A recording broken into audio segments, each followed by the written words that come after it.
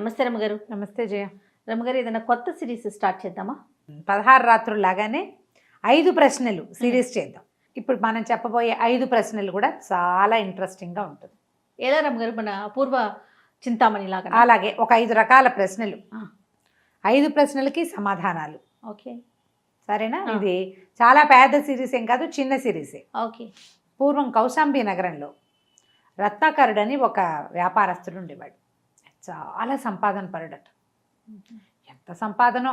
అయితే ఆయనకి కొంచెం పెద్ద వయసు వచ్చాక లేట్గా సులోచన అని ఒక కూతురు పెట్టింది.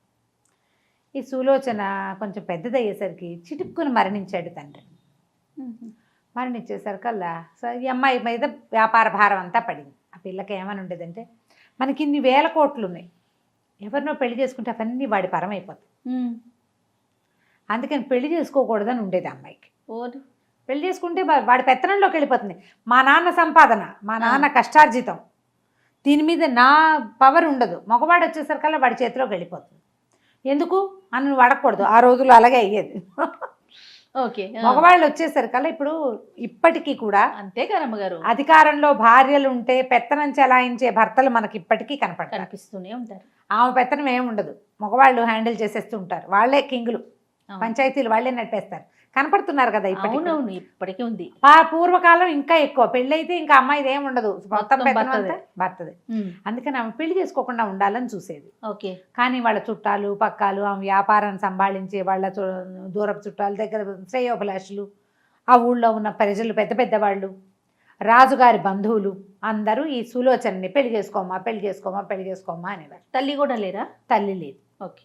అయితే ఏమైంది, సులోచన ఏమనుకుందంటే పెళ్లి చేసుకుంటానని ఒప్పుకుని నాకు కొన్ని ప్రశ్నలు ఉన్నాయి, నా ప్రశ్నలకి సమాధానం చెప్పి ఉన్నవాడినే నేను చేసుకుంటాను అని చెప్పేసరికి ఏముంది ఇంత పెద్ద, 200 మంది లేరు మనవాళ్ళు అని సరేనన్నారు.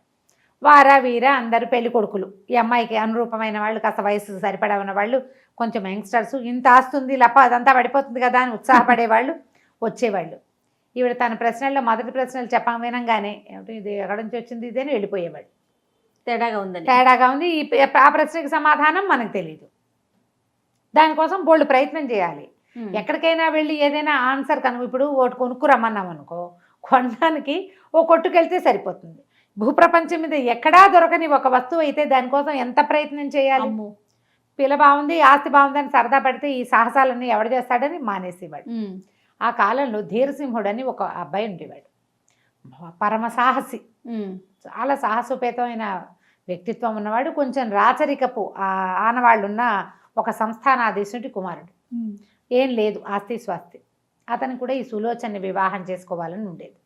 తాత తండ్రి ఎవరు లేరు, ఊరికే పాతకాలపు ఆనవాళ్ళు ఉన్న ఇల్లు వాకిలి ఉండేవి. అతను వచ్చాడు, ధీరసింహుడు అతని పేరు. అయితే వచ్చాడు సులోచన దగ్గరికి. వస్తే అమ్మాయి ఏముంది, బాగా చూడ్డానికి మనిషి బాగున్నాడు. సులోచన చక్కటితే, పైగా డబ్బు అవి ఇచ్చినటువంటి దర్పము, దానివల్ల వచ్చే సౌందర్యము వేరేగా ఉంటాయి కదా.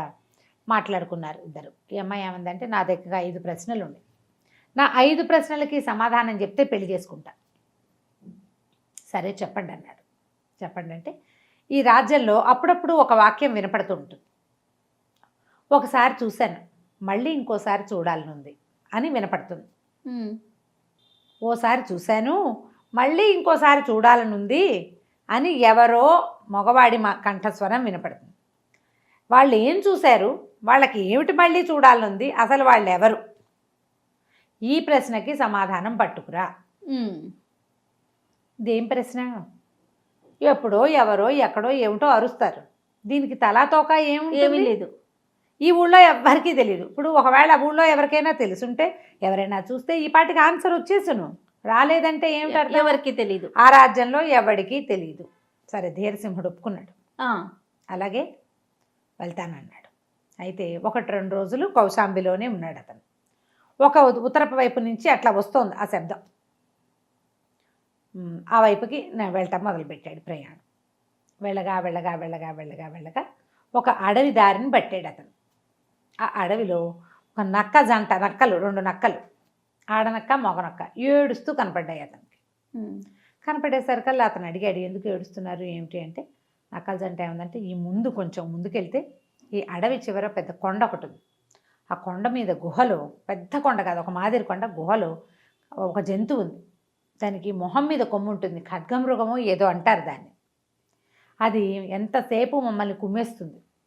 ఏ పక్కన మేము పిల్లల్ని పెట్టడానికి ఏర్పరచుకున్నా అది వచ్చి కొట్టేస్తోంది మమ్మల్ని. దాంతో ఆ దుఃఖం పడలేకపోతున్నాం. ఇప్పటికి 4-5 సార్లు బొరియలు తవ్వుకున్నాం. అది ఏం చేస్తే ఆ కొమ్ముతోటి ఆ బొరియల్ని కూడా కొట్టేస్తోంది అని చెప్పేసరికి సరే నేను చూస్తానని ఇతను ఏం చేశాడు, ఇతను ఏంటంటే ఇతరులకి సహాయం చేసే గుణం అనమాట. ఇక నడుచుకుంటూ వెళ్ళాడు. అడవి చివరికి వెళ్ళాడు, కొండ మీదకి ఎక్కాడు. చిన్న గుహలాగా ఉంది. లోపల చూస్తే ఖడ్గమృగం నిద్రపోతాడు. నిద్రపోయేదాన్ని చంపచ్చా? తప్పు కాదు. అందుకని ఏం చేశాడంటే అతను కొన్ని ఇవి తెచ్చుకున్నాడు, ఆయుధాలు. ఓ ఖడ్గము, ఓ విల్లు, తర్వాత ఒక ఇది మన గొడ్డలు లాంటివి. ఎందుకంటే ఈ అడవిలో ప్రయాణం కదా, ఎక్కడేమి అడ్డం వస్తాయో తెలియదు. సరే ఆ గొడ్డలు చేత్తో పుచ్చుకొని రెడీగా కూర్చున్నాడు. కాసేపు అయ్యేసరికల్లా ఆ ఖడ్గమృగం నిద్ర లేచింది. ఒళ్ళు తెలియకుండా పడుకుంటాయి ఖడ్గమృగాలు. అది లేచి బయటకు వచ్చేసరికల్లా ఇతను ఏం చేశాడు, తనున్న రాతి మీద నుంచి ఆ ఖడ్గమృగం మీదకి దూకి దానికి కొమ్ము విరగొట్టేశాడు. కొమ్ము ఉంటేనే దానికి దురద. అది కోపంతో చేయదు, దురదతోటి ప్రవర్తిస్తుంది ఎక్కువగా. అక్కడి నుంచి దాన్ని సంహరించేసి కిందకు వచ్చేసాడు. వచ్చి నక్కల జంటకు చెప్పాడు, మీరేం బెంగపెట్టుకోకండి, దాన్ని చంపేశాను నేను, అది మీ జోలికి రాదు ఇంకా అని. నేను ఒక పని మీద బయలుదేరాను, ఎవరు ఏమిటంటే నేను పని మీద బయలుదేరానని చెప్పేశారు. కానీ అవేమన్నాయి, బాబు మేము కూడా అప్పుడప్పుడు వింటాం ఈ మాట, ఎవరో మాట్లాడుతున్నట్టుగా వినపడుతుంది. ఏ వాక్యం? ఓసారి చూశాను మళ్ళీ చూడాలనుంది. నువ్వు ఓ పని చెయ్యి, నేను మీకు పెద్ద సహాయం చేయలేం, కానీ నువ్వు మమ్మల్ని అడిగావు కాబట్టి బాగా ముందుకు వెళ్ళిపో, అడవిలో ఎడం వైపుకు తిరుగు, అక్కడ ఒక కొలను అవి కనపడతాయి నీకు, అక్కడ ఆ వైపుకు వెళ్తే ఆ దిక్కు సౌండ్ వచ్చే దిక్కు అది. ఓహో అని చెప్పేసరికల్లా సరే వెళ్ళటం మొదలుపెట్టాడు. క్లూ వచ్చింది. ఆ క్లూ ద్వారా పట్టుకొని నడవడం మొదలుపెట్టాడు. అక్కడ దాకా వెళ్ళేసరికల్లా బాగా నడిచి వెళ్ళి కొంచెం చీకటి పడే సమయానికి 2 పాములు, పెద్ద పాము చిన్న పాము, ఆ పెద్ద పాము చిన్న పాముని మింగేయడానికి ట్రై చేస్తుంది. ఆ చిన్న పాములబో దిబోమని కేకలు వస్తున్నాయి దాని గొంతులోంచి రక్షించమని. దాంతో ఇతను ఏం చేశాడు, కబుక్కున కత్తి విసిరేశాడు ఆ పెద్ద పాము మీద. ఈ పాముకి ఎప్పుడైతే కత్తి తగిలిందో 2 గంధర్వులు ప్రత్యక్షమయ్యారు. ప్రత్యక్షమయ్యి వాళ్ళు ఏం చెప్పారంటే, నాయన మేమిద్దరం గంధర్వులం, ఒకచోటే పుట్టాం, చిన్నప్పటి నుంచి మా ఇద్దరికి పడిచచ్చేది కదా, అన్నదమ్ములే వాళ్ళు. పెద్దవాడు చిన్నవాడిని చంపేయటానికి ట్రై చేస్తాడు, చిన్నవాడు పెద్దవాడిని కాటేయటానికి ట్రై చేస్తాడు, ఏదో ఒక రూపంలో మేము అలా కొట్టుకుంటూనే ఉన్నాం అని చెప్పేసరికల్లా ఇతను ఏం చేశాడు, సావకాశంగా కూర్చుని, మీరు ఇట్లా చేసుకోకూడదు, మీ జాతి మీద గౌరవం ఉండదు, మీరు ఇంకొకళ్ళకి తేలిగ్గా దొరికిపోతారని ఇట్లా కొంచెం కౌన్సిలింగ్ పాటని చెప్పాడు. సరే వాళ్ళిద్దరూ సర్దుకున్నారు, ఇక నుంచి కొట్టుకోము, ఈ స్వరూపాలు మార్చుకుని కొట్టుకోటాలు అవి చేయకుండా ఉంటాము అని ఒప్పుకున్నాక అడిగారు, నువ్వెవరు ఏమిటి అంటే సేమ్ ఇది చెప్పేసరికి వాళ్ళు ఏమన్నారు, బాగా ముందుకెళ్ళు, నీకు ఒక చెరువు కనపడుతుంది,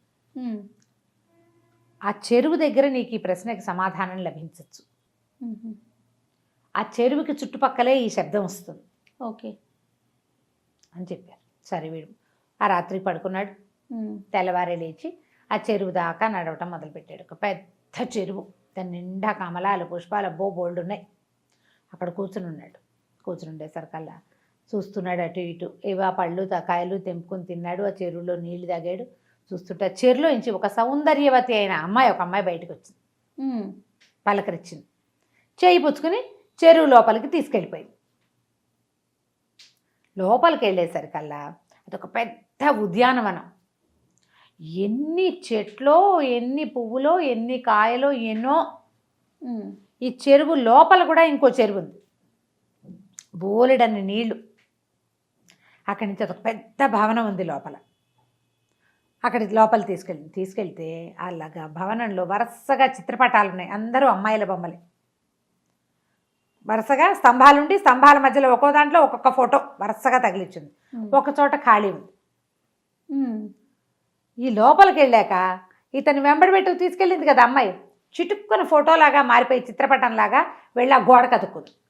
వీడు నిర్ఘాంతపై చూస్తున్నాడు, అన్ని ఫోటోలే, ఎవరు లేరు. తెల్లబోయాడు, ఇదేమిటి ఇట్లా ఉంది, ఏం చెయ్యాలో తెలియలే. బయటకు వచ్చాడు, అటు ఇటు తిరిగితే ఆకలిస్తోంది. బొమ్మలు ఉన్నాయి కానీ మనుషులు లేరు. పెద్ద భవనం, బయట బోడు చెట్లు, ఇక ఎన్ని పళ్ళు కోసు తిన్నాడో ఎన్ని నీళ్లు తాగాడో ఎన్ని పళ్ళు తిన్నా కడుపు నిండిన ఫీలింగ్ ఉండదు, ఎన్ని నీళ్ళు తాగినా దాహం తీరదు. ఏం చేస్తాం, మళ్ళీ లోపలికి వచ్చాడు. పెద్ద హాల్ లాగా ఉంది కదా, అట్లా అటు ఇటు అటు ఇటు ఇటు అటు నడవటం మొదలుపెట్టాడు. ఆ హాల్లోంచి ఒక చోట చీమలు ఒక చోట నడుస్తున్నాయి లోపలికి. మామూలుగా మనకు బొరియలు పెడతాయి హాల్స్లో, ఈ మన బిల్డింగుల్లో చీమలు గోడల బారి నుంచి ఇలా చీమల బారి కనపడుతుంటుంది.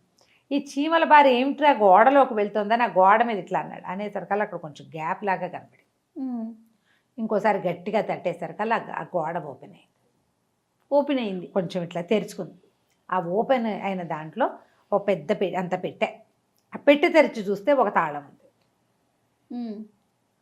ఈ తాళం సరిపడా వస్తువులు ఏమున్నాయి ఇక్కడ వెతకటం మొదలుపెట్టాడు. అక్కడికి ఇక్కడికి అవన్నీ చూశాడు. ఎన్ని గదులు ఉన్నాయో ఆ బిల్డింగ్లో, ఏ గదికి ఈ తాళం పట్ల.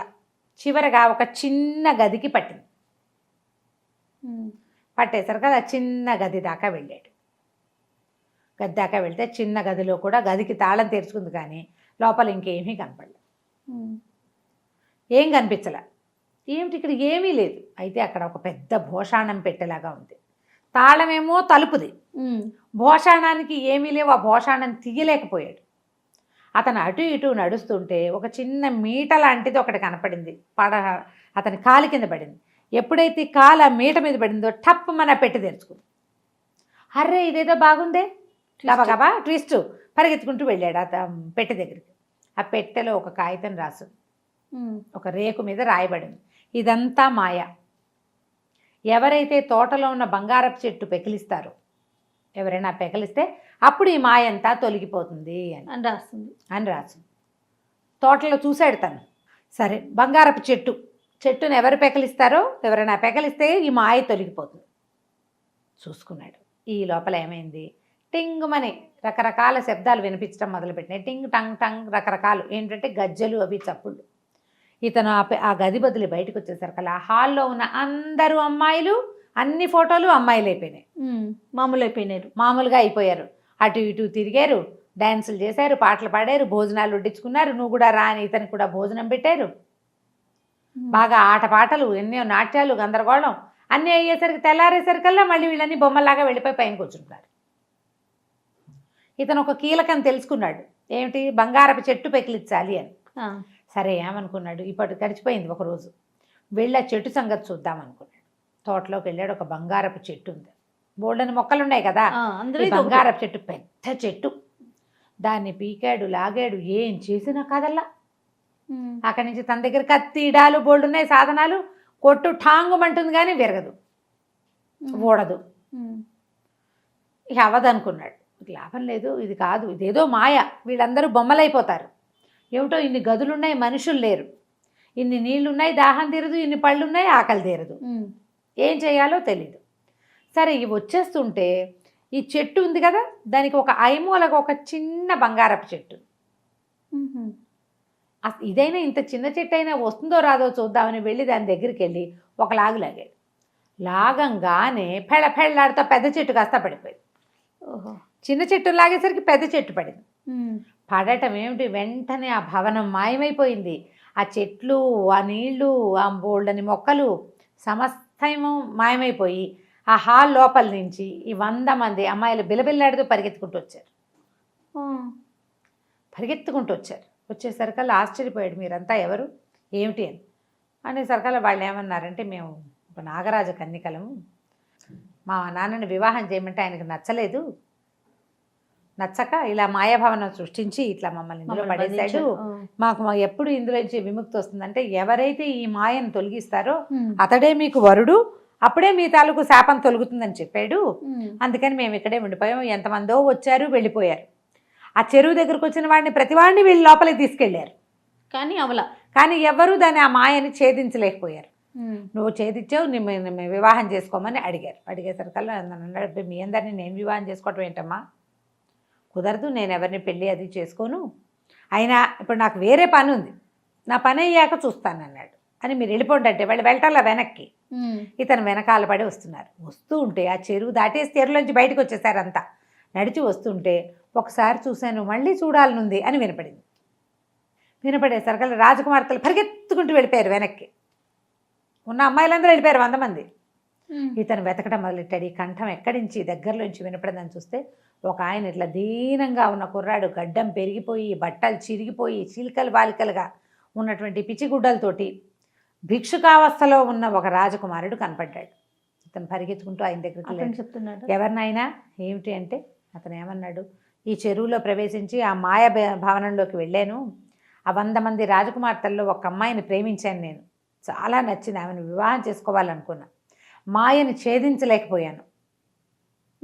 ఛేదించలేక చెరువులో నుంచి బయటకు వచ్చేసా. అప్పుడు చూడగానే ప్రేమించాను. నాకు చూడాలని ఉంది. మళ్ళీ ఎన్నిసార్లు పిలిచినా ఆమె ఏనాడు నాకు కనపడలేదు. నేనే రోజు అట్లా పిలుస్తానన్నాడు. అనేసరికల్లా ఇతను అన్నాడు, భలేవాడివి, ఆ మాయ అంతా తొలిగిపోయింది. వాళ్ళంతా ఇప్పుడు ఈ చెరువు పక్కన ఉన్న ఒక బిల్డింగ్లో ఉన్నారు. పదని ఈ రాజకుమారుణ్ణి మోసుపోయి తీసుకెళ్ళాడు. అందులోకి తీసుకెళ్ళి ఆ రాజకుమార్తెలతో మాట్లాడి ఇతను ఎవరినైతే ప్రేమించాడో ఆ అమ్మాయినిచ్చి వివాహం చేసుకోవటానికి వాళ్ళని ఒప్పించేశాడు. వీళ్ళంతా పెళ్లి చేసుకుంటామని అడిగారు. మాయ ఛేదించిన వాడు మొగుడు కావచ్చు, మాయ ఛేదించిన వాడే కదా ఇంకో భర్తను తీసుకొచ్చాడు. వాళ్ళని ఒప్పించి వివాహం చేయించేశాడు. చేయించేసి రాజకుమారుడి రాజ్యానికి వాళ్ళని పంపేసి తన దారిని తను మళ్ళీ వెళ్ళాడు సులోచన దగ్గర. విషయం చెప్పాలి కదా. ఇక మొత్తం కథ అంతా ఇదిగో ఇలా జరిగింది అని చెప్పాడు. ఇది అనగానే అప్పుడు ఆ రోజు నుంచి ఇప్పుడు అతను అక్కడి నుంచి ప్రయాణం చేయడానికి మళ్ళీ 10 రోజులు పడుతుందా? మాటలు వినబడ్డా మానేసినాయి. ఓసారి చూశాను మళ్ళీ చూడాలనిపిస్తుంది అనేది లేదు, ఇంకా ఆ డైలాగ్ లేదు. దాంతో ఈవిడ ఇది నిజమే అయ్యి ఉంటుంది. ఎందుకంటే నువ్వు ఏ రోజున ఈ కథ జరిగిందని చెప్తున్నావో ఆ రోజు నుంచి ఈ వాక్యాలు వినపడలేదు. చాలా బాగుంది, కొద్ది రోజులు విశ్రాంతి తీసుకొని నీకు 2వ ప్రశ్న చెప్తానండి. ప్రస్తుతానికి ఆయన విశ్రాంతి తీసుకోవడానికి వెళ్ళాడు. తనకి ధైర్యం వచ్చేసింది, ఈ అమ్మాయిని నేను సాధించగలను, సాహసం కావాలి ఆ ప్రశ్నలకి సమాధానం. సరేనన్నాడు, రెస్ట్ తీసుకోవడానికి వెళ్ళిపోయాడు. ఇవాళకి మన కథ కంచికి. బాబా లేవేంద్రమ్మ గారు చాలా బాగుంది. 1960s చందమామలో వచ్చింది 5 ప్రశ్నలు. మొదటి ప్రశ్న అయిపోయింది, 2వ ప్రశ్న సమాధానం కూడా అతను కనుగొన్నాడు. తర్వాత ఏమైంది? ధీరసింహుడు మొదటి ప్రశ్న అయిపోయిన తర్వాత కొద్ది రోజులు విశ్రాంతి తీసుకుని మళ్ళీ సులోచన దగ్గరికి వెళ్ళి 2వ ప్రశ్న చెప్పండి అని. ఈవిడేం చెప్పిందంటే, మన రాజ్యానికి పడమటి దిక్కున 10 యోజనాల దూరంలో ఒక నది ఉంది. అందులో నీరు ఎప్పుడు ఎర్రగా ఉంటుంది, రక్తంలాగా ఎర్రటి నీళ్ళు వస్తాయి. దాని పేరే రక్త నది. చాలా కాలంగా వస్తుంది. ఆ నది నీళ్ళు ఎర్రగా ఎందుకు ఉంటున్నాయో కనుక్కుని రావాలి నువ్వు. పైనుంచి వచ్చేదే ఎరుపు నీళ్ళు వస్తాయి. బాగానే ఉంది, సరే అని అన్నాడు. ఈ పడమటి దిక్కుకి 10 యోజనాలు ప్రయాణం చేశాడు. బ్రహ్మాండమైన నది కనపడింది. చూస్తే ఎరుపు నీళ్ళు చేతిలోకి తీసుకుంటే ఎర్రగా ఉన్నాయి. మట్టి ఎరుపేమోనండి, దిగి మట్టిలో చూశాడు. మట్టి మామూలుగానే ఉంది, మట్టి ఎర్రమట్టి కాదు, నీళ్ళే ఎర్ర నీళ్ళు. సరే, ఈ నది ఎక్కడి నుంచి వస్తుందో అది అక్కడికి వెళ్ళాలి కదా. ఇక నది తీరం వెంబడి నడవడం మొదలుపెట్టాడు. అది పైనుంచి ఎక్కడి నుంచో పారుకుంటే దాని పక్కన కాలువ పక్కన నడిస్తే కదా ఆరుజన్కి చేరతాం మనం. ఇక వెళ్ళగా వెళ్ళగా వెళ్ళగా వెళ్ళగా వెళ్ళగా ఒక కొండ మీద నుంచి వస్తుంది. కొండ మీదే ఏదో కొలనో సెలయేరో ఉంది. ఇది నది అంటే ఇది ప్రవాహమే, ఓ పైనుంచి ఎక్కడి నుంచో వస్తుంది. సరే, ఆ కొండంతా ఎక్కాడు. ఎక్కితే ఒక పెద్ద కొలను, దాంట్లో మధ్యలో ఒక బ్రహ్మాండమైన చెట్టు. ఎంత పెద్ద చెట్టు! ఆ చెట్టుకి 100 ఆడ శిరస్సులు వేళ్లాడుతున్నాయి. 100 స్త్రీల శిరస్సులు వేళ్లాడుతున్నాయి. వాటిలోంచి చుక్క చుక్క చుక్క నెత్తురు పడి ఈ నది ఎర్రగా. ఆశ్చర్యపోయాడు. ఏమిటి ఏమిటి ఏమిటి, శిరస్సులన్నీ అలాగే ఉన్నాయి. ఏం చేయాలో తెలియలే. సరే, ఏం చేశాడు, రాత్రికి ఇక్కడే ఉందామని ఉండిపోయాడు. తెల్లవారేసరికి ఈ 100 శిరస్సులు ఆడమనుషులుగా మారిపోయింది. చెట్టు మించి దిగేశారు అందరూ. ఆ నీళ్ళు ఎర్రగానే పోతున్నాయి కిందకి. పక్కపక్క నవ్వుతూ చక్కగా వంటలు చేసుకున్నారు, అది చేసుకున్నారు, ఇది చేసుకున్నారు. వీళ్ళలో మధ్యలో ఒక అమ్మాయింది, ఎంత అందంగా ఉందో. ఒక ఆవిడ యువరాణి, మిగిలిన వాళ్ళు ఆవిడకి చెలికత్తెలు. ఈయన్ని కూడా బంతికి పిలిచారు, రండి భోజనం చేద్దురు కానీ. మన ధీరసింహుడు కూడా పోయాడు, భోజనం చేశాడు. వాళ్ళందరూ ఆడారు, పాడారు, నాట్యం చేశారు, అది చేశారు, ఇది చేశారు, ఏదో చేశారు. ఇదంతా ఏమిటి అని అడిగితే ఎవ్వరూ సమాధానం చెప్పలే. చీకటి పడింది. చంద్రోదయం అవ్వంగానే మొత్తం 100 మంది అమ్మాయిలు మాయమైపోయారు. నెత్తురోడుకుంటూ 100 శిరస్సులు పోయి చెట్టుకు పట్టుకుని ఎన్ని రోజులు చూశాడో 5-6 రోజుల పైనే ఉన్నాడు. ప్రతిరోజు ఇదే గోల. తెల్లారేసరికి వచ్చేస్తారు, తిండి తినేస్తారు, పరిగెడతారు, ఆడతారు, చేస్తారు, ఇతనికి పెడతారు. సాయంత్రం అయ్యేసరికి మళ్ళీ చెట్టెక్కేస్తారు విత్తు కట్టు శిరస్సులతో. ఇతను వాళ్ళని అడిగినా వాళ్ళ దగ్గర నుంచి సమాధానం లభించలేదు. సరే ఈయన ఏం చేశాడంటే అసలు చుట్టుపక్కల ఎవరైనా ఉన్నారేమో చూద్దామని ఆ కొండ కొమ్ముకి నడిచి వెళ్ళాడు. వెళ్ళేసరికి ఒకసారి 1 వారం అయ్యాక సమాధానం రావట్లా. వాళ్ళనే అడిగి తెలుసుకోవాలనుకున్నాడు. చెప్పకపోతే ఏం చేస్తాడు పాపం. అయితే అక్కడ ఒక కొండ చివర ఒక చిన్న గుహలో ఒక ఋషీశ్వరుడు ఒక ఆయన తపస్సు చేసుకుంటున్నాడు. అతను ఏం చేశాడంటే ఆహారం నీళ్లు లేకపోతే పీడ బయలు కళ్ళు తెరిచేదాకా ఇక్కడే కూర్చుందామని అక్కడే ఉండిపోయి 3-4 రోజుల తర్వాత ఆయన కళ్ళు తెరిచే వరకు అక్కడే కూర్చున్నాడు.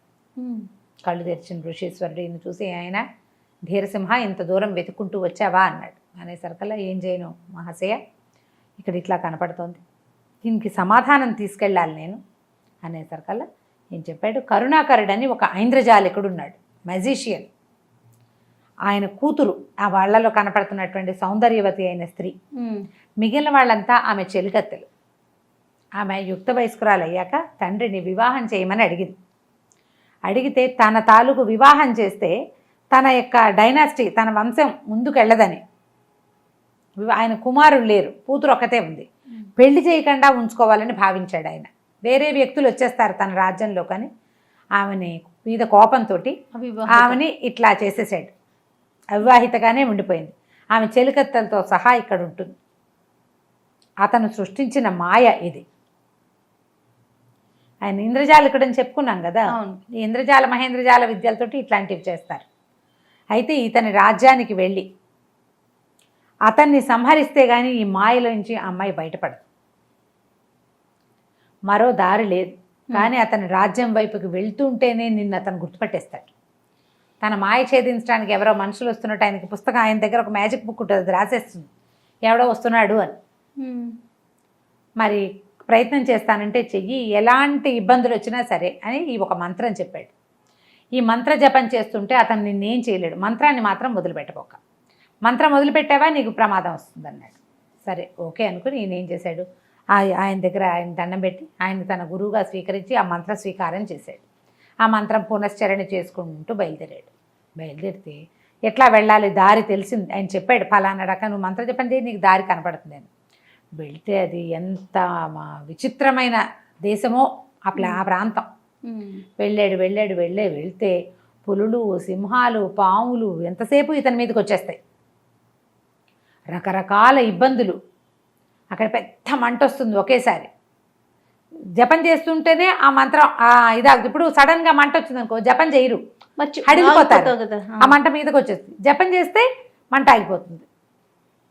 అట్లా అయిందనమాట. ఏదో మొత్తానికి అంతా ఛేదించి చీకటి వరకు ఆ ఊళ్ళోకి ప్రవేశించాడు.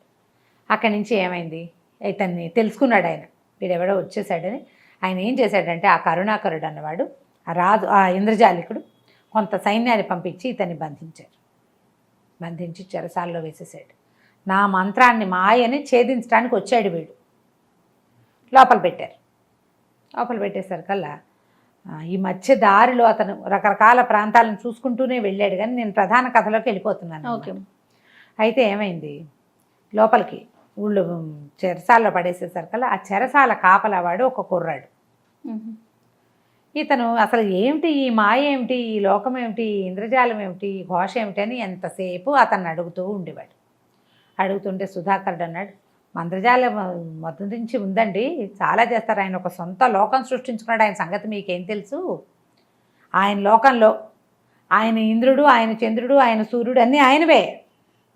టైం మెషిన్ ఉంది, అందులో ప్రయాణించేందుకు కూడా ఆయనదంతా ప్రత్యేకమైన వ్యవహారం. అందులోకి రెండో వాళ్ళ చొరబాటును అతను సహించడు. నిజానికి రాజకుమార్తె మహాసౌందర్యవతి. ఈ ఊళ్ళో చాలామంది ఆమెను వివాహం చేసుకోవాలనుకున్నారు, ఈయన పన్నివల. అయితే ఇతను ఏమన్నాడు, నిన్ను రాజుని చేస్తా నన్ను కనుక తప్పించావంటే.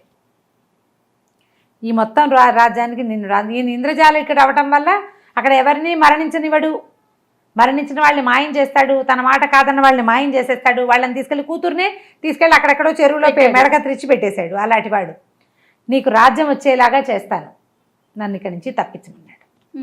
తప్పించమనేసరికల్లా సరే సుధాకరుడు ఏం చేశాడంటే సహాయం చేశాడు ఇతనికి తప్పించుకు పారిపోవడానికి. ఈ కారాగారంలో నుంచి బయటకు వచ్చేసాక ఈయన ఒక ప్రత్యేకంగా ఒక ఆకాశాన్ని దాన్ని సృష్టించి పెట్టాడు కదా, టైం మెషిన్ లాంటిది. అందులోకి ప్రవేశిస్తే అక్కడ వేరే ఆకాశం, వేరే సూర్యుడు, వేరే చంద్రుడు, వేరే గ్రహాలు, ఆ వ్యవహారం చాలా ఉందన్నమాట. అందులోకి వెళ్ళిపోయాడు ఇతను ఆ సుధాకరుడి ద్వారా దారి తెలుసుకుని.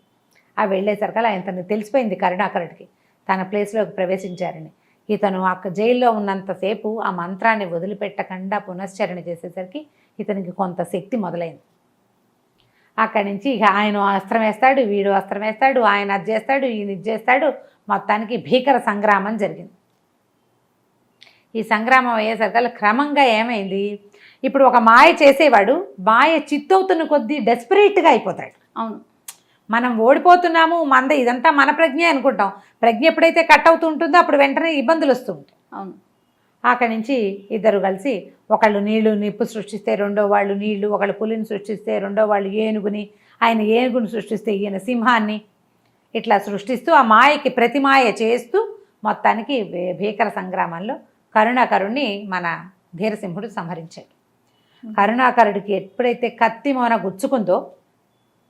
గుచ్చుకునేసరికల్లా మొత్తం అతను సృష్టించిన ప్రపంచం అంతా నార్మల్ అయిపోయింది. ఏమీ లేవు, అక్కడ ఆకాశం లేదు, సూర్యుడు లేడు, చంద్రుడు లేడు, అన్ని మామూలు వీడిద్దరు నేల మీదకి వచ్చేసారు. ఆ ఊళ్ళో అప్పటిదాకా తను ఏర్పరిచి పెట్టినటువంటి రకరకాల మాయా తరంగాలన్నీ వదిలేసినాయి. అక్కడ చెట్టు మధ్యలో చెట్టు, దాని మీద ఉన్న 100 శిరస్సుల స్త్రీలు మామూలు మనుషులు అయిపోయారు. అంతా నార్మల్సీకి వచ్చేసింది. పూర్తి నార్మల్గా అయిపోగానే అతన్ని శరీరాన్ని వదిలిపెట్టేశాడు, చనిపోయాడు. ఇంకా అప్పుడు ఆ సుధాకరుడు పరిగెత్తుకొచ్చాడు, బాబు నువ్వు చెప్పిన మాట చేసావు అంటే. అప్పుడు ఇతను ఎవరైతే గెలిచాడో వాడే కదా అక్కడ కింగ్ జనరల్గా. ఇతను ఏం చేశాడంటే ఆ మంత్రుల్ని వాళ్ళని పిలిపించి నేను సుధాకరుణ్ణి రాజుగా ప్రపోజ్ చేస్తున్నానని చెప్పి సుధాకరుణ్ణి ఆ రాజ్యానికి రాజుని చేసేసాడు. మళ్ళీ వెనక్కి నడుచుకుంటూ ఆ ఋషీశ్వరుని దర్శనం చేసి అయ్యా మీ వల్ల నాకు ఇది లభించిందండి అని చెప్పి ఆయనకు దండం పెట్టి ఈ రాజకుమార్తెలు అతని దగ్గరకు వచ్చింది. అమ్మ మీ తండ్రి చాలా కడు దుర్మార్గుడు, ఆ రాజ్యంలో ఆయన చేయని దుశ్చర్య లేదు, భగవంతుడికి సృష్టికి ప్రతి సృష్టి చేసిన వాళ్ళు ఎప్పుడూ బతికిన దాఖలాలు లేవమ్మా, యుద్ధంలో చంపవలసి వచ్చింది, దయచేసి నన్ను క్షమించు. సుధాకరుడు ఆ రాజ్యానికి రాజు చేశాను అతన్ని, నువ్వు అతన్ని వివాహం చేసుకో, ఆ రాజ్యం నీది, నీ తండ్రిది, అతను రాజుగా ఉంటాడు, నువ్వు యువరాణిగా రాణిగా ఉండొచ్చు అని చెప్పి ఆ అమ్మాయికి చెప్పేసి సారీ చెప్పేసి మళ్ళీ ఈ రక్తనది పక్క నుంచి నడిచి వెళ్ళిపోవటం మొదలుపెట్టాడు. రక్తనది ఎప్పుడైతే ఈ శిరస్సులు పోయినాయో నీళ్లు నార్మల్గా అయిపోయినాయి, నెత్తురు లేదుగా, అందులో రక్తం పడట్లేదు కదా, నడుచుకుంటూ పోయాడు. ఈ 10 యోజనాలు నడిచి అక్కడి నుంచి సులోచన దగ్గరికి వెళ్ళాడు. వెళ్ళి ఇది కథ అంతా చెప్పాడు, ఇట్లా ఇట్లా జరిగింది, ఇలాంటి విచిత్రాలు ఉన్నాయి లోకంలో చెప్పేసరికి ఆవిడంది అవును ఇప్పుడు నీళ్లు తెల్లగా ఉన్నాయని కబురు వచ్చింది నాకు, నువ్వు చెప్పిన కథ నిజమే అయ్యి ఉంటుంది. ఆవిడకి తెలీదు ఓకే అక్కడ నది నీళ్లు నార్మల్ అయినాయంటే ఇతను చెప్పే కథ నిజం అవ్వాలి. కొన్ని సంవత్సరాల నుంచి ఎర్రటి నీళ్ళు వస్తున్నాయి, అందులో రక్త నది మామూలు నది అయిపోయింది. విశ్రాంతి తీసుకోండి 4 రోజులు. 3వ ప్రశ్న మళ్ళీ చెప్తానండి, 3వ దానికి వెళ్దాం. సరే, 2వ ప్రశ్నకు సమాధానం చెప్పాక కొద్ది రోజులు విశ్రాంతి తీసుకున్నాడు ధీరసింహుడు. ఓ రోజు సులోచన కలవడానికి వెళ్ళాడు. 5 ప్రశ్నలు అంది కదా, 3వ ప్రశ్న ఏమిటో చెప్పన్నాడు. సరే, ఆవిడకి కొంచెం సానుకూల దృక్పథం వచ్చింది ఇతని మీద. ఏమందంటే ఎక్కడి నుంచో ఒక అరుపు వినపడుతుంటుంది అమావాస్య నాడు. అయ్యో అమావాస్య కూడా, ఈ అమావాస్య కూడా వెళ్ళిపోయిందే, ఒక మంచి పని చేయలేదే అని వినపడతాయి. చాలామంది వింటూ ఉంటారు, వినిపిస్తుంది. అది మన ఊళ్ళో వినపడదు కానీ మన దేశంలో వినపడుతుంది. అక్కడెక్కడికో వెళ్ళినప్పుడు విన్నాను నేను. ఆ మాటలు ఎవరన్నారు మళ్ళీ చెప్పనా, ఆ మాటలు ఎవరంటున్నారు, ఎందుకు అది కనుక్కోమన్నాడు. కనుక్కోమంది అమ్మాయి. కనుక్కోమనగానే సరే ఇతను ఒప్పుకున్నాడు. బయలుదేరి వెళ్ళటం మొదలుపెట్టాడు. అది ఎక్కడి నుంచి వస్తుంది, దక్షిణ దిక్కు నుంచి వస్తోంది వీళ్ళ రాజ్యానికి. ఇక ఏదో ఓ గుర్రం వేసుకున్నాడు, బయలుదేరటమే, నడుస్తూ వెళ్ళటమే. అట్లా వెళ్ళగా ఏమైంది, సరే చాలా వెళ్ళిన తర్వాత ఒక చీకటి పడిపోతుంది, కానీ దూరంగా ఒక నగరం కనపడుతుంది. అడవిలో ఉండటం ఎందుకు, ఇంకాసేపు కనుక ప్రయాణం చేసి ఆ మొత్తం చీకటి పడిపోయింది, ఇంకొక గంటకి ఆ ఊళ్ళో చేరిపోతే ఏదో తిండి తిప్పలు హాయిగా కుదురుతాయి. ఇలా ఏదో వాడు తెచ్చుకున్నది మధ్యదారిలో ఉన్నది ఇంత తినే బదులు ఎక్కడైనా విశ్రాంతిగా మంచి చోట ప్రశాంతంగా పడుకుంటే రేపటి ప్రయాణం బాగుంటుంది. ఎవరైనా అదే ఆలోచిస్తారు. ఇతను ఆ నగరం దగ్గరికి వెళ్ళేసరికల్లా కొంతమంది భటులు వచ్చి పట్టుకున్నారు. ఏమిటి యాత్రికులను పట్టుకుంటారా ఈ ఊళ్ళో, ఏమిటి ఏమిటి అన్నాడు. ఎవరు దొరికినా సరే రాజుగారి దగ్గరికి వెళ్ళాల్సిందే అన్నారు. ఆ రాత్రి అతన్ని పట్టేశారు, ఎక్కడో కొట్లో పెట్టారు. ఇతని దగ్గరున్న తిండి కూడా అతన్ని తిన్నివ్వల. మర్నాడు పొద్దున్న రాజుగారి దగ్గర ప్రవేశపెట్టారు.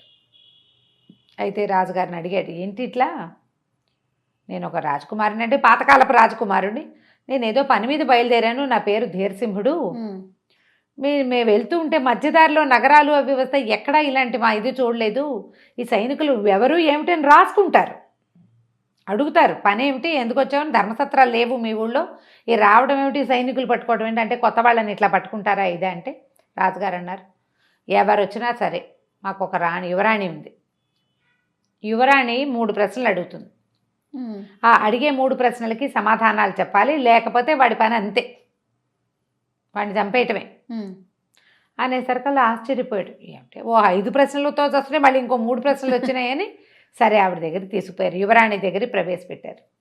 ఆ యువరాణి ఎలా ఉంది, చూడ్డానికి అందంగానే ఉంది, కానీ కళ్ళు ఏమిటో ఇలా ఒక పిచ్చగా ఉన్నాయన్నమాట. అంటే ఏదో ఒక భీకరంగా ఉంది అబ్బాయి.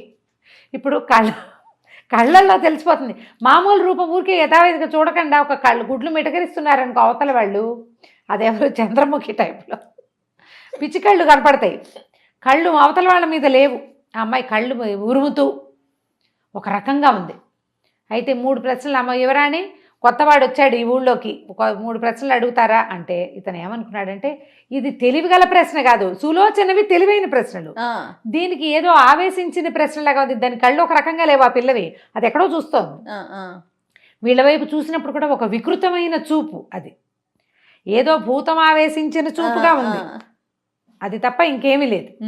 ఇది ఎప్పటి నుంచి జరుగుతుంది, చాలా కాలం నుంచి జరుగుతోంది. ఆ ఊళ్ళోకి వచ్చిన వాళ్ళని అడుగుతుంది అమ్మాయి, వాడు చెప్పడు, సమాధానం చెప్పలేకపోతాడు, వాడిని చంపేస్తారు, వాడి శవం ఎక్కడికి వెళ్ళదు, ఏమైపోతుందో భక్షిస్తుంది బహుశా. ఓహో, అటువంటిది ఏదో ఒక విచిత్రం ఉంది ఇక్కడ. అమ్మాయి తెలివిగా ఉండి అవతల వాళ్ళని కాంతిసీకుల్ని లేదా ప్రయాణికుల్ని పర్యాటకుల్ని ప్రశ్నించే ప్రశ్నలు కావు అవి, తెలుసుకునే ప్రశ్న కాదు, చంపేసే ప్రశ్న. సరే, అన్ని ఫలాల్లోకి ఉత్తమమైన ఫలం ఏమిటో చెప్పు నాకు అంది. అనేసరికి వీడు ఆలోచించాడు, మామిడి పండు జామ పండు అంటే కాదు, దానిమ్మ పండు నాకు ఇష్టం అంటుంది. ఉత్తమమైన పండు జామ పండు అని చెప్పాడు అనుకో, మామిడి పండు అనొచ్చు.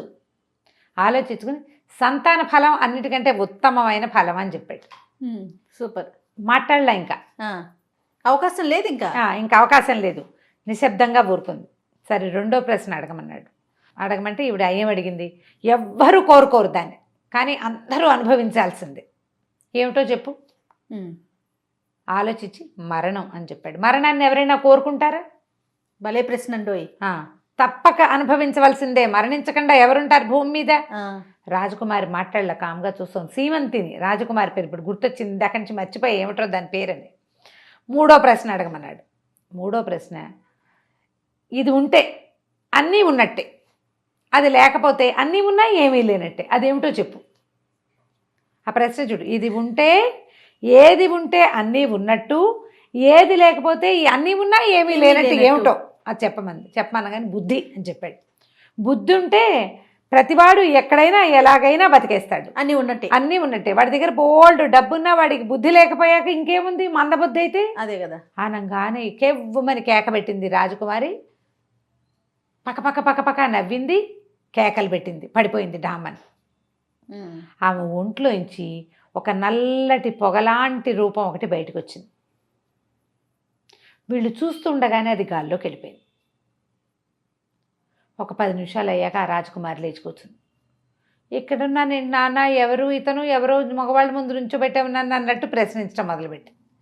రాజుగారు, అమ్మయ్య మా పిల్ల నేను నాళ్ళ నుంచో పీడిస్తోంది నాయన, ఇదేదో ఎక్కడికో వెళ్ళారు దీనికి వ్యాఖ్యాళ్ళకి, అంటే సాయంకాలాలు ఆడుకోవడానికి ఉద్యానవనాలకి, అడవుల్లోకి ఉద్యానవనాల్లో తిరిగినట్టుగా అడవుల్లో తిరిగింది, మా పిల్ల ఒంట్లోకి ఏదో ఆవేశించింది, అప్పటి నుంచి ఈ ప్రశ్నలు అంటుంది, సరిగ్గా ఉండదు, పిచ్చి చూపులు చూస్తుంది, చచ్చిపోయిన వాళ్ళ శవాలు ఏమైపోయినాయో తెలీదు, అది ఏదో భూతం ఈ అమ్మాయి ఒంట్లో ఉంది. ఆ ప్రశ్నలకు సమాధానాలు చెప్పలేరు, అందరూ ఆలోచించలేరు, ఎక్కడో చోట తొట్టుపడతారు, పడంగానే ఇది పట్టేసుకుంటుంది, వాళ్ళని చంపించేస్తుంది. మా రాజుగారు చాలా సంతోషించాడు, బాబు నీ వల్ల నాకు ఇది వచ్చింది, మా పిల్ల బతికి బాగుపడిందని సంతోషించాడు. అయితే ధీరసింహుడు చెప్పాడు, నేను ఒక ప్రశ్నకి సమాధానం కోసం బయలుదేరాను, అంటే ఇక్కడికి మాకు కూడా వినపడుతుంది, దక్షిణ దిశగానే ప్రయాణం చేయి ఇక్కడి నుంచి కూడా అని చెప్పి ఒక పూట 2 పూటలు అక్కడ ఉంచుకుని అతనికి కావాల్సిన ఆహార పదార్థాలు అన్నీ ఇచ్చి దక్షిణ దిశ వైపు ప్రయాణం చేయించారు. ఈ సమస్యను సరిచేసి వెళ్ళాడు. అతను తెలివిగలవాడనమాట. అలా వెళ్తూ ఉంటే 3 రోజులు ఏకదమ్మున ప్రయాణం చేశాడు.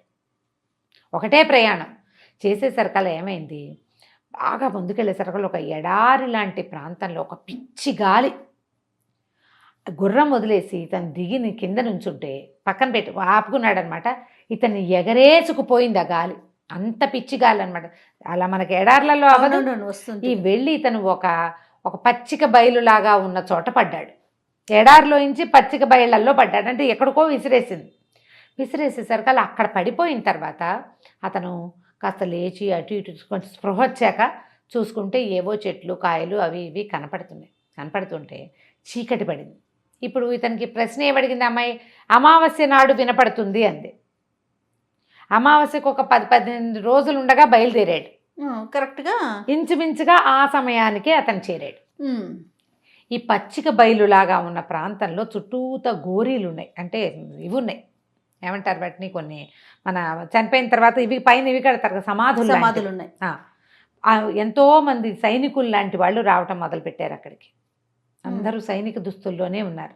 ఆ గోరీల్లో నుంచి వచ్చారా ఎక్కడి నుంచి వచ్చారో ఇతనికి అర్థం కాల, కానీ వచ్చేసరికల్లా వాళ్ళల్లో ఆ వచ్చిన వాళ్ళంతా మంచి మంచి బట్టల్లో చక్కగా ఉన్నారు, అధికారుల్లాగా. ఒక ముసలివాడు చింకి గుడ్డలతోటి ఉన్నటువంటి ఒక బిచ్చగాడు కూడా వచ్చాడు వాళ్ళతో పాటు. వచ్చిన వాళ్ళంతా బారులు తీరి కూర్చున్నారు. ఎక్కడి నుంచి వచ్చాయో తెలియదు కానీ బోల్డ్ అన్ని పెద్ద పెద్ద పళ్ళేలు, బంగారపు పళ్ళేలు వరుసగా అందరి ముందు ఉన్నాయి. అందరి ముందు పళ్ళేలే. అక్కడి నుంచి ఆహారం వచ్చేసింది గాల్లో ఇచ్చి. చూస్తూనే ఉన్నాడు. అన్ని పళ్ళేల్లోనూ వడ్డిచ్చేశారు. ఆ ఉన్న సైనికుల్లో 2-3 రాబోయ్ దా మాతో పాటు భోజనం చేతుగానని పిలిచాడు. అప్పటిదాకా భయంగా ఒక పక్కన ఉన్నాడు, మనిషి ఉన్నాడని తెలుసు వాళ్ళకి. పిలిచేసరికల్లా తను కూడా పోయి కూర్చున్నాడు ఒక ఖాళీగా ఉన్న కంచం ముందు. అందరి కంచాల్లో షడ్రసోపేతమైన ఆహారాలు వడ్డిచ్చున్నాయి, తన కంచంలోనూ ఉన్నాయి. అటు ఇటు చూస్తే కొంచెం అవతలగా ముసలి బిచ్చగాడిలా ఉన్నాడు కదా, చింకి గుడ్డలతో ఆయన కూర్చుని ఉన్నాడు. ఆయన ముందు ఒక బొచ్చి ఉంది, సత్తుది, దాని నిండా సొట్టలు, దాంట్లో రాళ్ళు రప్పలు గడ్డి వడ్డిచ్చున్నాయి. వీళ్ళందరూ చక్కటి పదార్థాలు తింటున్నారు. అతను ఏం చేస్తాడు, వాటిని చూస్తూ కూర్చున్నాడు. ఇతను ఇదేమిటి ఇతనికి ఎందుకు లేవు అని చెప్పి గబుక్కుని లేచి తన పళ్ళెంలో తీసి అతని పళ్ళెంలో పెట్టాడు. వెంటనే అది మట్టిగా మారిపోయింది. అతను అడిగాడు తిన్నాక అందరినీ, ఇలా ఎందుకు అయింది, ఇతను ఎందుకు ఇట్లా ఉన్నాడు, ఇతనికి ఎందుకు భోజనం సరిగా రావట్లేదు, మీ అందరికీ ఎందుకు వచ్చింది, అసలు మీరెవరు అంటే, ఇదంతా భగవంతుడి నిర్ణయం, మేము చేయగలిగేదేం లేదు, అమావాస్య నాడు మేము ఇక్కడ తింటాం, ఇట్లా ఎవడు తెచ్చుకున్నది వాడు తింటాడు ఇక్కడ అమావాస్య నాడు అని చెప్పారు. చెప్తే ఆ పిచ్చగాడు ఆ పళ్ళెని చేతపుచ్చుకుని, అయ్యో ఒక్క మంచి పని కూడా చేయకుండా అమావాస్య మళ్ళీ గడిచిపోయిందే అన్నాడు గట్టిగా. ఈ మాటలే చెప్పింది సులోచన. అమావాస్య కూడా వెళ్ళిపోయింది, ఈ అమావాస్య కూడా వెళ్ళిపోయింది, ఒక్క మంచి పని కూడా చేయలేదు నేను అని. అప్పుడు ఇతను ఏం చేశాడంటే ఆ బిచ్చగాడి దగ్గరికి వెళ్ళి కూర్చున్నాడు. నువ్వు ఈ అన్న ఈ మాటలకు అర్థం ఏమిటి, వీళ్ళంతా మీరంతా ఎవరు, వాళ్ళందరూ షడ్రసోపేతంగా తిన్నారు, వచ్చిన వాడిని నాకు కూడా పెట్టారు, పైగా అవేమో ఇంతంత బంగార పళ్ళేలు, నీకు ఈ సత్తుబొచ్చే ఎందుకుంది, వాళ్ళంతా మంచి మంచి బట్టలు వేసుకున్నారు, నువ్వు ఈ పిచ్చిగుడ్డల్లో ఎందుకున్నావు అడిగేసరికి, నేనేం చేయను ఆయన, విదిశానగరం ఇక్కడికి దగ్గర, ఆ విదిశానగరంలో నేను చాలా గొప్ప వ్యాపారస్తుని, వీళ్ళందరూ కూడా విదిశానగర పౌరులే, అందరూ దానాలు ధర్మాలు చేసుకున్నారు, ఏ ఉద్యోగం చేశారో ఆ ఉద్యోగానికి న్యాయం చేశారు, చచ్చాక కూడా వాళ్ళకి షడ్రసోపేతమైన భోజనం అమావాస్యకు ఒకసారి భగవంతుడు పెడుతున్నాడు, నేను చచ్చినాక తినడానికి ఫుడ్కి నేను తయారు చేసుకోలేదు ఏదీను, నేను ఎప్పుడూ ఎవ్వరికీ దానం చేయలే, మా ఇంట్లో ఉన్న పని వాళ్ళకు కూడా చిన్న చిన్న పనులకి కూడా చిన్న చిన్న పొరపాట్లు కూడా జీతాలు కోసేసేవాడిని, పిల్లికి బిచ్చం పెట్టలేదు, 4 పిల్లలు నాకు 4 అబ్బాయిలు, నా యొక్క దుర్మార్గం వల్ల కోట్ల కొద్దీ ఆస్తున్న నా పిల్లలు అడుక్కు తింటున్నారు, అడుక్కునే పిల్లలు ఏం మంచి చేసి తండ్రికి మంచినీళ్ళు ఇవ్వగలుగుతారు వాళ్ళు, నేను చచ్చిపోయా, చచ్చిపోయాను. నా పిల్లలేమో నేను డబ్బులున్న రోజునే నేను ఏ దానము చేయలేదు, సహాయము చేయలేదు. ఎప్పుడూ ఇతరులని మోసం చేసేవాడిని వ్యాపారంలో, డబ్బు పిచ్చితోటి. ఇప్పుడు అడుక్కు తింటున్న నా పిల్లలు ఏ దానం చేసి ఏ ధర్మకార్యం చేసి తాత తండ్రులకి మంచినీళ్ళు ఇవ్వగలుగుతారు? వాళ్ళైనా మంచి పని చేస్తే కనీసం నా బొచ్చ కాదు, నాకు ఒక గిన్నె వస్తుంది, దాంట్లో ఒక మంచినీళ్ళైనా వస్తాయి. వాళ్ళకి ఆ అవకాశం లేకుండా చేశాను నేను. బోళ్ళంతా సంపాదించి మా పాత ఇంట్లో పెరట్లో దాచిపెట్టా. నేను ఏ మంచి పని చేయకపోవటం వల్ల అసలు అక్కడ డబ్బు ఉందని నా పిల్లలకి తెలియజేసే మార్గమే లేదు. నేను బతికి బాగున్న రోజుల్లో పాతి పెట్టాను ధనం పిచ్చితోటి. భూమిలో పాతి పెట్టిన వాడు ఏమవుతాడు? వాడు అనుభవించడు, వాళ్ళ పిల్లలకి దక్కదు. ఎవడో అదృష్టవంతుడికి అది దక్కుతుంది. ఇంకా అదృష్టవంతులు ఎవరు రాలా. నా ధనం అంతా అక్కడే ఉంది. నా పిల్లలు రోడ్ల మీద అడుక్కుంటున్నారు. అమావాస్య లోపల ఒక మంచి పని చేస్తే నాకు బొచ్చలోకి అన్నం వస్తుంది, నా పిల్లలకి బతుకు వస్తుంది. ప్రతి అమావాస్య వెళ్ళిపోతుంది, నేనేమీ చేయలేను. నన్ను ఆదుకునేందుకు ఎవ్వడూ రాడు. ఇవాళ నా అదృష్టం కొద్దీ నువ్వు వచ్చావన్నాడు. అనేసరికల్లా సరే ఇతను ఏమన్నాడు, ఎక్కడ దాచిపెట్టావో చెప్పు, నేను నీ పిల్లలకి చెప్తానన్నాడు. అప్పుడు అతను విజయనగరంలో తన ఇల్లు గుర్తులు చెప్పాడు. అక్కడ ఆ 4 గోడల మధ్యలో కార్నర్స్లో పెట్టా. పెరట్లో వాళ్ళ వాకిట్లో అలా 4 గోడలు ఉంటాయి, మధ్యలో ఒక్కొక్క చతురస్రం గీయాలి కరెక్ట్గా కొలిచి. ఆ చతురస్రంలో 4 కార్నర్లలోనూ నేను బంగారం దాచిపెట్టానని చెప్పాడు. సరికి ఇతను ఏమన్నాడు, నేను ఈ ప్రశ్నకు సమాధానం తెలుసుకోవడానికి వచ్చా, నీకు సహాయం చేయగలిగే అవకాశం ఉంటే తప్పకుండా చేస్తా, విజయనగరానికి వెళ్తాను ఇక్కడి నుంచి అని చెప్పాడు. తెల్లవారేసరికల్లా తెల్లవారుతూ ఉండగా మొత్తం ఈ బంగార పళ్ళెలు అన్నీ వెళ్ళిపోయినాయి. వీళ్ళ కోసం బోళ్ళని చక్కగా గానా బజానాలు కూడా తయారైనాయి అక్కడ. ఈ ముష్టివాడికి ఏం లేదు, ముసలాయనికి పాపం. మిగిలిన వాళ్ళందరూ హాయిగా అన్నీ తాగుతూ తిరుగుతూ ఎంజాయ్ చేస్తూ ఉన్నారు. ఇతను మాత్రం అలాగే బొచ్చలు పెట్టుకుని కూర్చున్నాడు మట్టి రాళ్ళు చూసుకుంటూ. ఈ కథ అంతా విని మర్నాడు అక్కడి నుంచి ప్రయాణం చేసి ఇతను విదిశానగరానికి వెళ్ళాడు. వెళ్ళి ఎక్కడున్న ముష్టి అయిన తాలూకు పిల్లల్ని వెతకడం మొదలుపెట్టాడు. వెతికి పట్టుకోవాలి కదా. ఇక ఊరంతా వెతికి ఒకడిని పట్టుకుంటే వాడు తన 4 అన్నదమ్ముల్ని పట్టుకొచ్చాడు. మీ తండ్రి చెప్పాడని, మా నాన్న పోయి 25-30 ఏళ్ళు అయిందిరా బాబు, నువ్వు చూస్తే 25 ఏళ్ల కుర్రాడిలాగా ఉన్నావు, మా నాన్న పోయినప్పుడు నువ్వు పుట్టి కూడా ఉండవు, మా నాన్న ఎట్లా చెప్పాడు నీకు, మా నాన్న దాచిపెట్టింది నీకు ఎట్లా తెలుసు అంటే, అప్పుడు అతను ఈ కథ అంతా చెప్పుకొచ్చాడు. నేను ఫలానా చోట చూసా, అతను ఇట్లా ఉంటాడు మనిషి, తను చూశాడు ఆయన్ని, ఆ ఆత్మ మనిషి రూపంలోనే కనపడింది, ఇంత పొడుగుంటాడు, మొహం ఇట్లా ఉంటుంది అని చెప్పేసరికల్లా వాళ్ళు ఏమన్నారు, వాళ్ళల్లో ఒకడు ఉండు మా నాన్న చిత్రపటం ఉందని పటం తీసి చూపించారు. ఇదే ఈ మనిషినే నేను అక్కడ చూశాను. అతను చెప్పాడు, మీ పాత ఇంట్లో ఉందంటే ఆ ఇల్లు పాడుపడిపోయింది, అది కొనేందుకు పాడుపడిపోయిన ఇల్లు ఎవరు కొంటారు? వాళ్ళ ఇల్లు ఉంది, ఇల్లు స్థలము ఉన్నాయి వాళ్ళ కిందే, వాళ్ళు అక్కడే పడుకుని తిరుగుతున్నారు, కానీ అందులో ఏమీ లేదు, వాళ్ళకి అన్నీ అమ్ముకు తినేశారు వాళ్ళు. అప్పుడు ఏం చేశారంటే ఆ ఇంటి కొలతలన్నీ చూసి కరెక్ట్గా ఆ మధ్యలో ఉన్న చతురస్రంలో 4 కోణాల్లోంచి ఆ బిందెలు తీశారు. తీసేసరికి వాళ్ళు చాలా సంతోషించారు. నాయన ఆవిడెవరో నిన్ను ప్రశ్నలు అడగటువంటి నువ్వు వచ్చి మమ్మల్ని ఉద్ధరించావు, ఇది చాలా అద్భుతమైన పని చేసావు నువ్వని. అప్పుడు ఏం చేశారు, ఆ 4 బిందెల్లో 3 బిందెల ధనాన్ని దానం చేసేసారు. దానం చేసేసి ఆ 3 బిందెల్లో ఉన్న డబ్బుల్లోనే దానమే కాకుండా తమ ఇంట్లో పనిచేసిన వాళ్ళు, తమ తండ్రి డబ్బు ఇవ్వకుండా చేసిన వాళ్ళందరినీ వెతికి పట్టుకుని అందరికీ ఇచ్చేశారు. ఇలాంటి పనులు 2 రోజుల్లో అయిపోతాయి. ఆ మిగిలిన ధనంతో వాళ్ళు ఇల్లు వాకిలి బాగు చేసుకున్నారు, కొత్తగా వ్యాపారం మొదలు పెట్టుకుంటాను నాయన, మా బతుకు మేము బతుకుతాం. డబ్బు అసలు కనపడింది కదా, అదేం చిన్నది కాదు, చాలా కోట్ల కొద్దీ చేస్తుంది. వాళ్ళు సంతోషంగా ఇతనికి వేడుకోలు చెప్పారు. ఇతను తిరిగి వచ్చాడు. ఇంకా ఆ వాయిస్ వినపడ్డం మానేసింది. తిరిగి వచ్చి 1 నెల రోజుల తర్వాత విదిశానగరం నుంచి ఇక్కడికి వచ్చాడు. మళ్ళీ వచ్చి సులోచన దగ్గరికి వెళ్ళాడు. ఇది జరిగిందంతా చెప్పాడు. ఇది జరిగింది అక్కడ, అవును ఆ చుట్టుపక్కల ప్రాంతాల్లో ఇలా జరిగాయని తెలుస్తోంది, 4 రోజుల్లో అమావాస్య వచ్చేస్తుంది, ఆ మాటలు వినకపోతే నువ్వు చెప్పింది అక్షరాలా నిజమైనట్టు అని చెప్పి కొంతమందిని పంపించింది. ఆ మాటలు ఏ ఊళ్ళో క్లియర్గా వినపడతాయో అక్కడి నుంచి వార్త రావాలన్నమాట. వార్త వచ్చాక ఇతను చెప్పింది నిజం అక్షరాల. ప్రతి నెల ఒకసారే కదా వచ్చేది, అవును నెలకొక్కసారి. ఆ వార్త రాగానే ఇక ఆ గొంతు వినపడలేదు అంటే ఇతను చెప్పింది అక్షరాల నిజం అనమాట.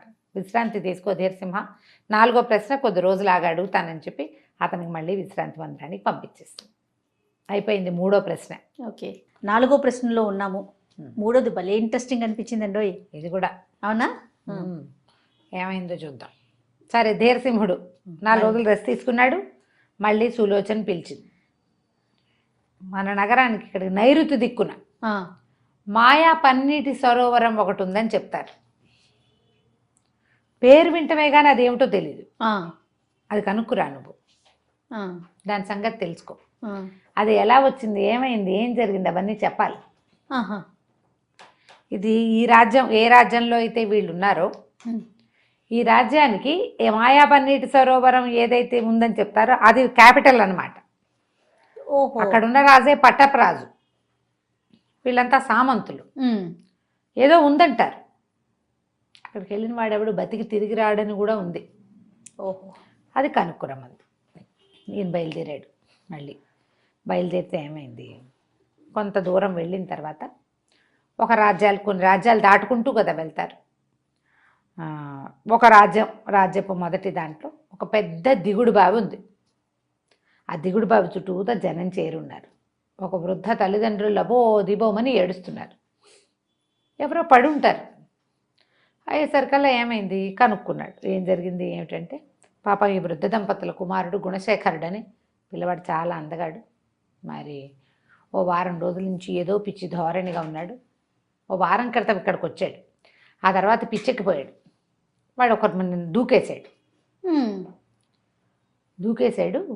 దాంతో వీళ్ళు ఏడుస్తున్నారు. అంటే అయ్యో మరణం సహజం కదా, రోజుల తరబడి ఇక్కడ కూర్చుని ఏడిస్తే మాత్రం ఏమవుతుంది అన్నాడు. అనేసరికల్లా సహజం అంటే బావిలో పడ్డవాడి శవం తేలలేదు. బావిలో పడ్డ శవం ఏమైపోయింది, పడ్డాడు, నీళ్ళల్లో దూకేశాడు, చూసాం, అందరూ చూశారు చాలామంది బావిలో దూకేస్తున్న సంగతి. తర్వాత ఏమైంది, బాడీ రావాలి కదా పైకి. ఇంత పెద్ద బావి, అది చాలా పురాతనమైన బావి. శవాన్ని వెతకరు, బావుల్లో చెరువుల్లో గాలించినట్టు నదుల్లో గాలించినట్టు గాలిచ్చక్కర్లా, బాడీ తేలిపోతుంది. రోజులు గడుస్తున్నాయి, బాడీ పైకి తేలటల్లా. అమ్మ నాన్న అక్కడే పడున్నారు, ఏడుస్తున్నారు మా పిల్లాడు అని. అయితే ఇతను ఏమన్నట్టు ఏమనిపించింది, ఈ బావిలోంచి ఎటైనా దారుందా, బావిలో పడ్డవాడు ఇంకెక్కడైనా తేల్తాడా, ఏ నదిలో నుంచైనా నీళ్ళు ఈ బావిలోకి వస్తున్నాయి అనుకో, వీడు ఇక్కడ మునిగి అక్కడ తేలచ్చు కదా. అలా ఓళ్ళని ఊహలు వచ్చినాయి ఇతనికి, ధీరసింహుడికి. అయ్యా మీ అబ్బాయి బతికుంటే నేను తప్పకుండా తెస్తాను, మీరు ఇక్కడే ఉండండి అని చెప్పేసి బావిలో దిగాడు. దూకితే వెళ్తే నీళ్ళే, అనంత ప్రవాహం. బాగా కిందకి వెళ్ళాక అతనికి తెలిసింది బావి అంటే ఊరికి ఇంత చిన్న బావి కాదు, దిగుడు బావి, బాగా పెద్దదే. అడుగున నేల తగులుతోంది.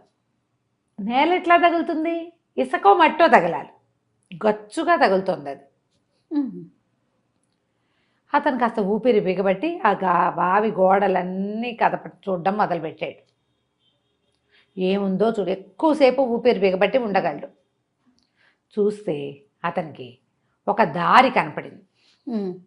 ఆ దారి గుండా అటు వెళ్ళాడు. దారిలోకే వెళ్ళాడు ఖచ్చితంగా. బావిలోకి ఎక్కడికో కొంచెం నీళ్ళు వస్తాయి.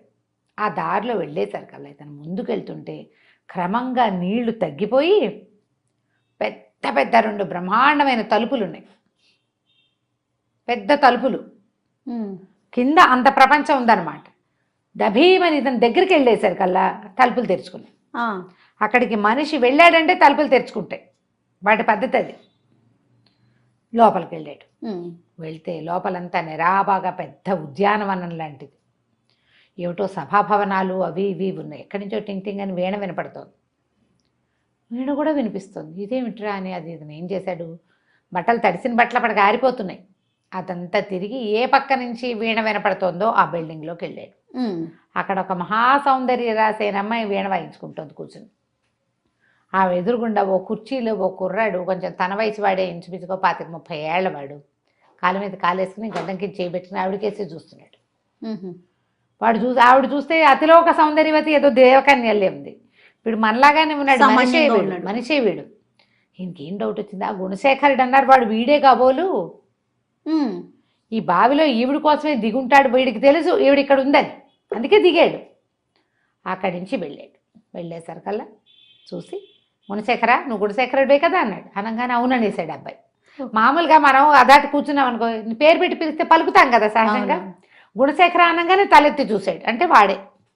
ఇక్కడ హాయిగా వీణావాదన వింటున్నావా? నీ తల్లిదండ్రులు వృద్ధులు అక్కడ ఏడుస్తున్నారు.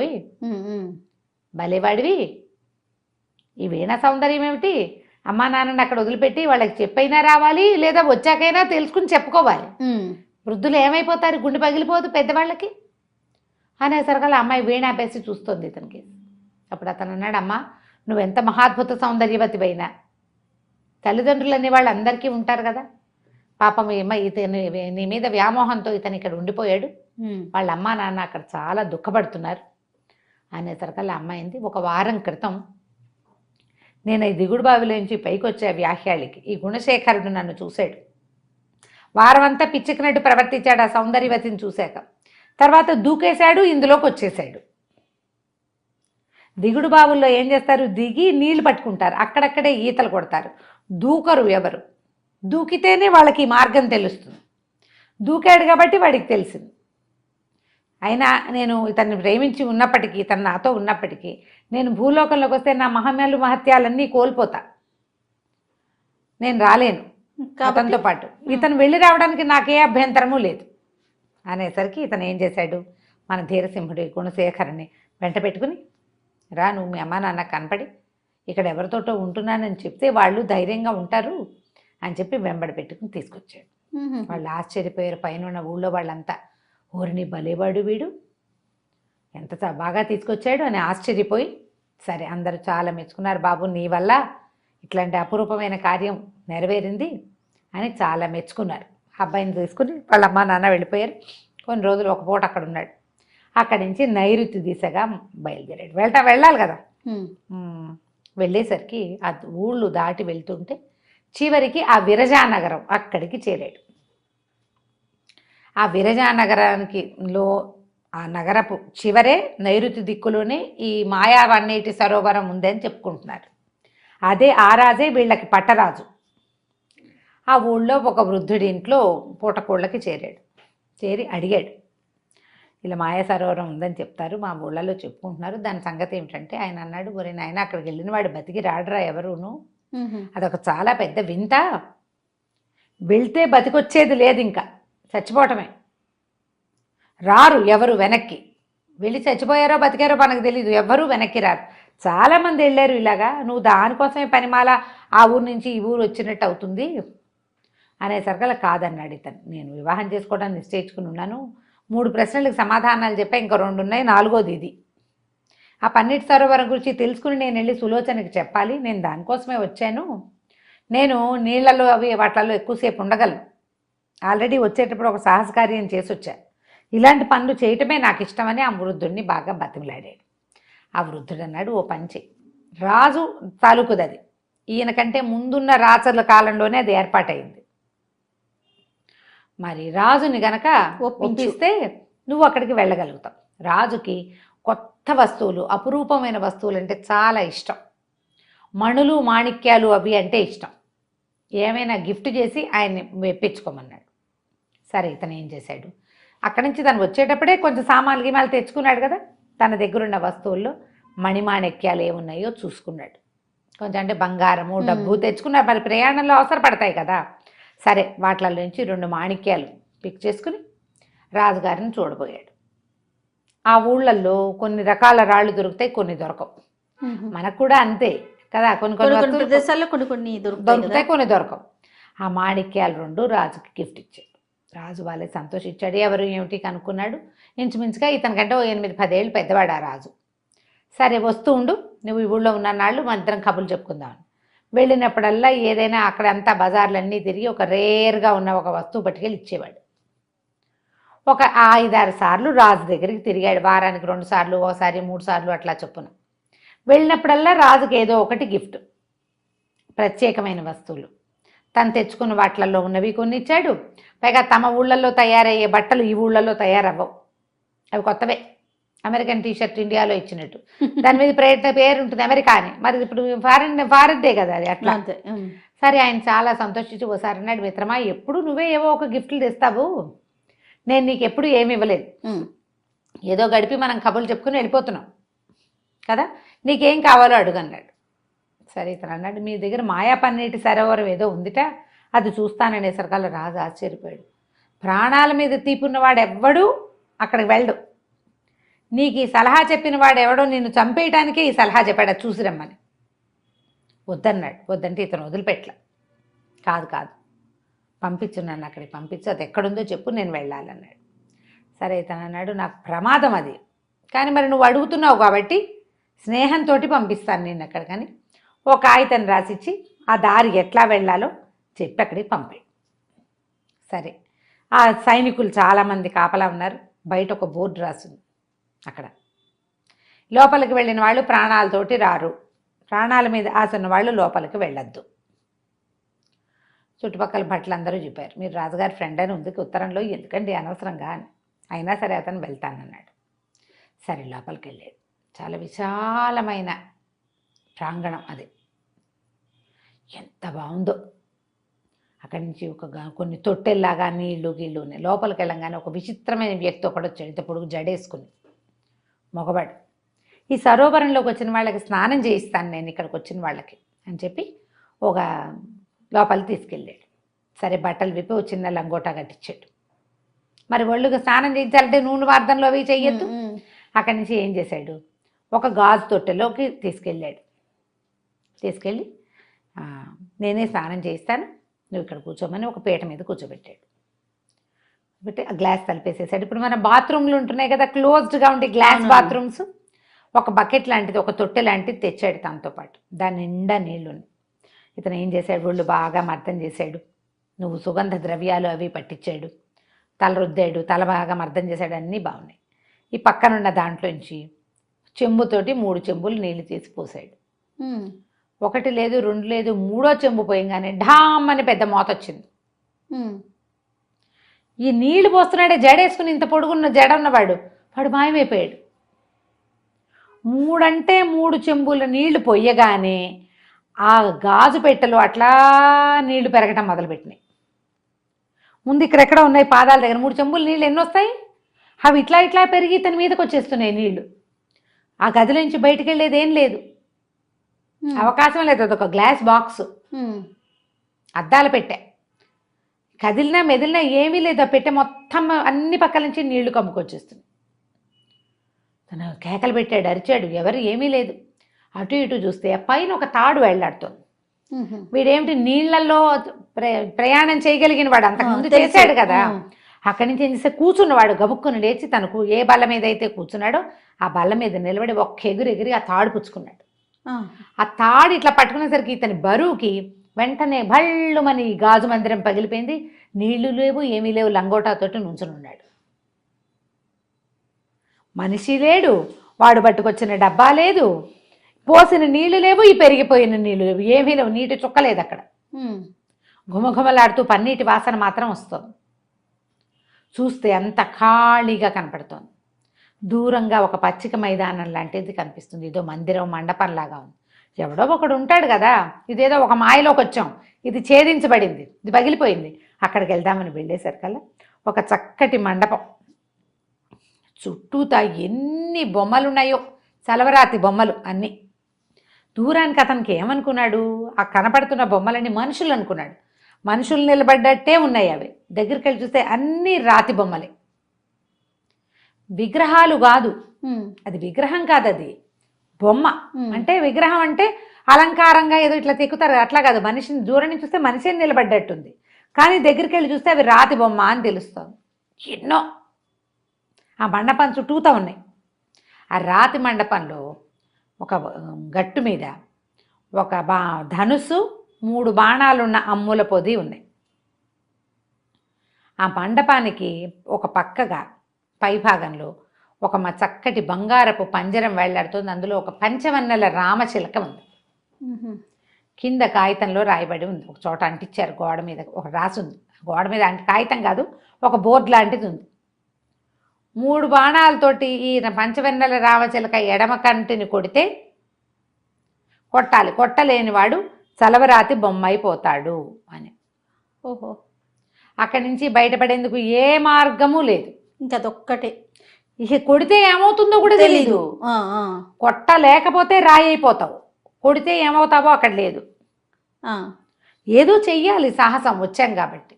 కొట్టాడు. సరే చూస్తే చలువరాతి బొమ్మ అయిపోతావు అని రాసుంటే చూస్తే వీళ్ళంతా ఈ బొమ్మలు అయిపోయిన జనమే వీళ్ళు. ఆహా. ఇందులోకి వచ్చిన వాడు ఎప్పుడూ బయటికి వెళ్ళాడు, అందరూ బొమ్మాయి లోపల కూర్చుని ఉన్నారు. ప్రతివాడు నీళ్ల తొట్టెలో చచ్చిపోయిన వాళ్ళు కొంతమంది చచ్చిపోయారు ఊపిరాడక భయపడి. వాటర్ మీదకి వస్తుంటే భయం వేస్తుంది. అమ్మో. కొంతమంది అందులో పోయిన వాళ్ళు ఉంటారు. కొంతమంది కొంచెం ఇలాంటి సాహసికులు ఏం చేస్తారు, ఆ తాడుచుకుని దాన్ని బగలగొట్టుకుని బయటకు వస్తే ఇదేదో కనపడుతుంది ఈ పని చేస్తారు. అన్ని బొమ్మలే, ఒకడు కూడా బయటికి రాలే. అంటే కొట్టలేరనమాట. అదే కదా పాయింట్. సరే ఏమనుకున్నాడు, కొడదామని పంచవన్నెల రామచిలకని కొట్టాలంటే అది ఇట్లా ఇట్లా అంటుంటుంది మొహం. మనం ఇటు కొడుతుంటే అది అటు వెళ్ళిపోతుంది, అంత ఉంది పంజరం. సరే ఏం చేశాడు, ఒక బాణం కొట్టాడు పళ్ళ. రెండో బాణం కొడతారు, అది పక్క పక్క పక్కగా నవ్వటం మొదలుపెట్టింది. అది నీ వల్ల కాదు, ఇక్కడ ఇన్ని బొమ్మలు ఉన్నాయా, నువ్వు కూడా ఓ బొమ్మ అవుతావు. చాలా రోజులైంది కొత్త బొమ్మలు వచ్చి, ఇక్కడ కూర్చుంటావు నువ్వు అని.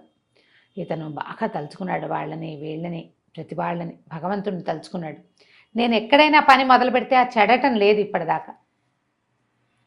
పైగా ఈ కొడితే ఏం జరుగుతుందో, ఏదైనా జరుగుతుంది. అది జరిగిన తర్వాత ఇక్కడున్న బొమ్మలందరికీ విముక్తి వస్తుంది. కనీసం ఈ బొమ్మలకు విముక్తి రావాలంటే కొట్టాలి మనం, అంతే మార్గం. మనతో పాటు వీళ్ళందరికీ విముక్తి.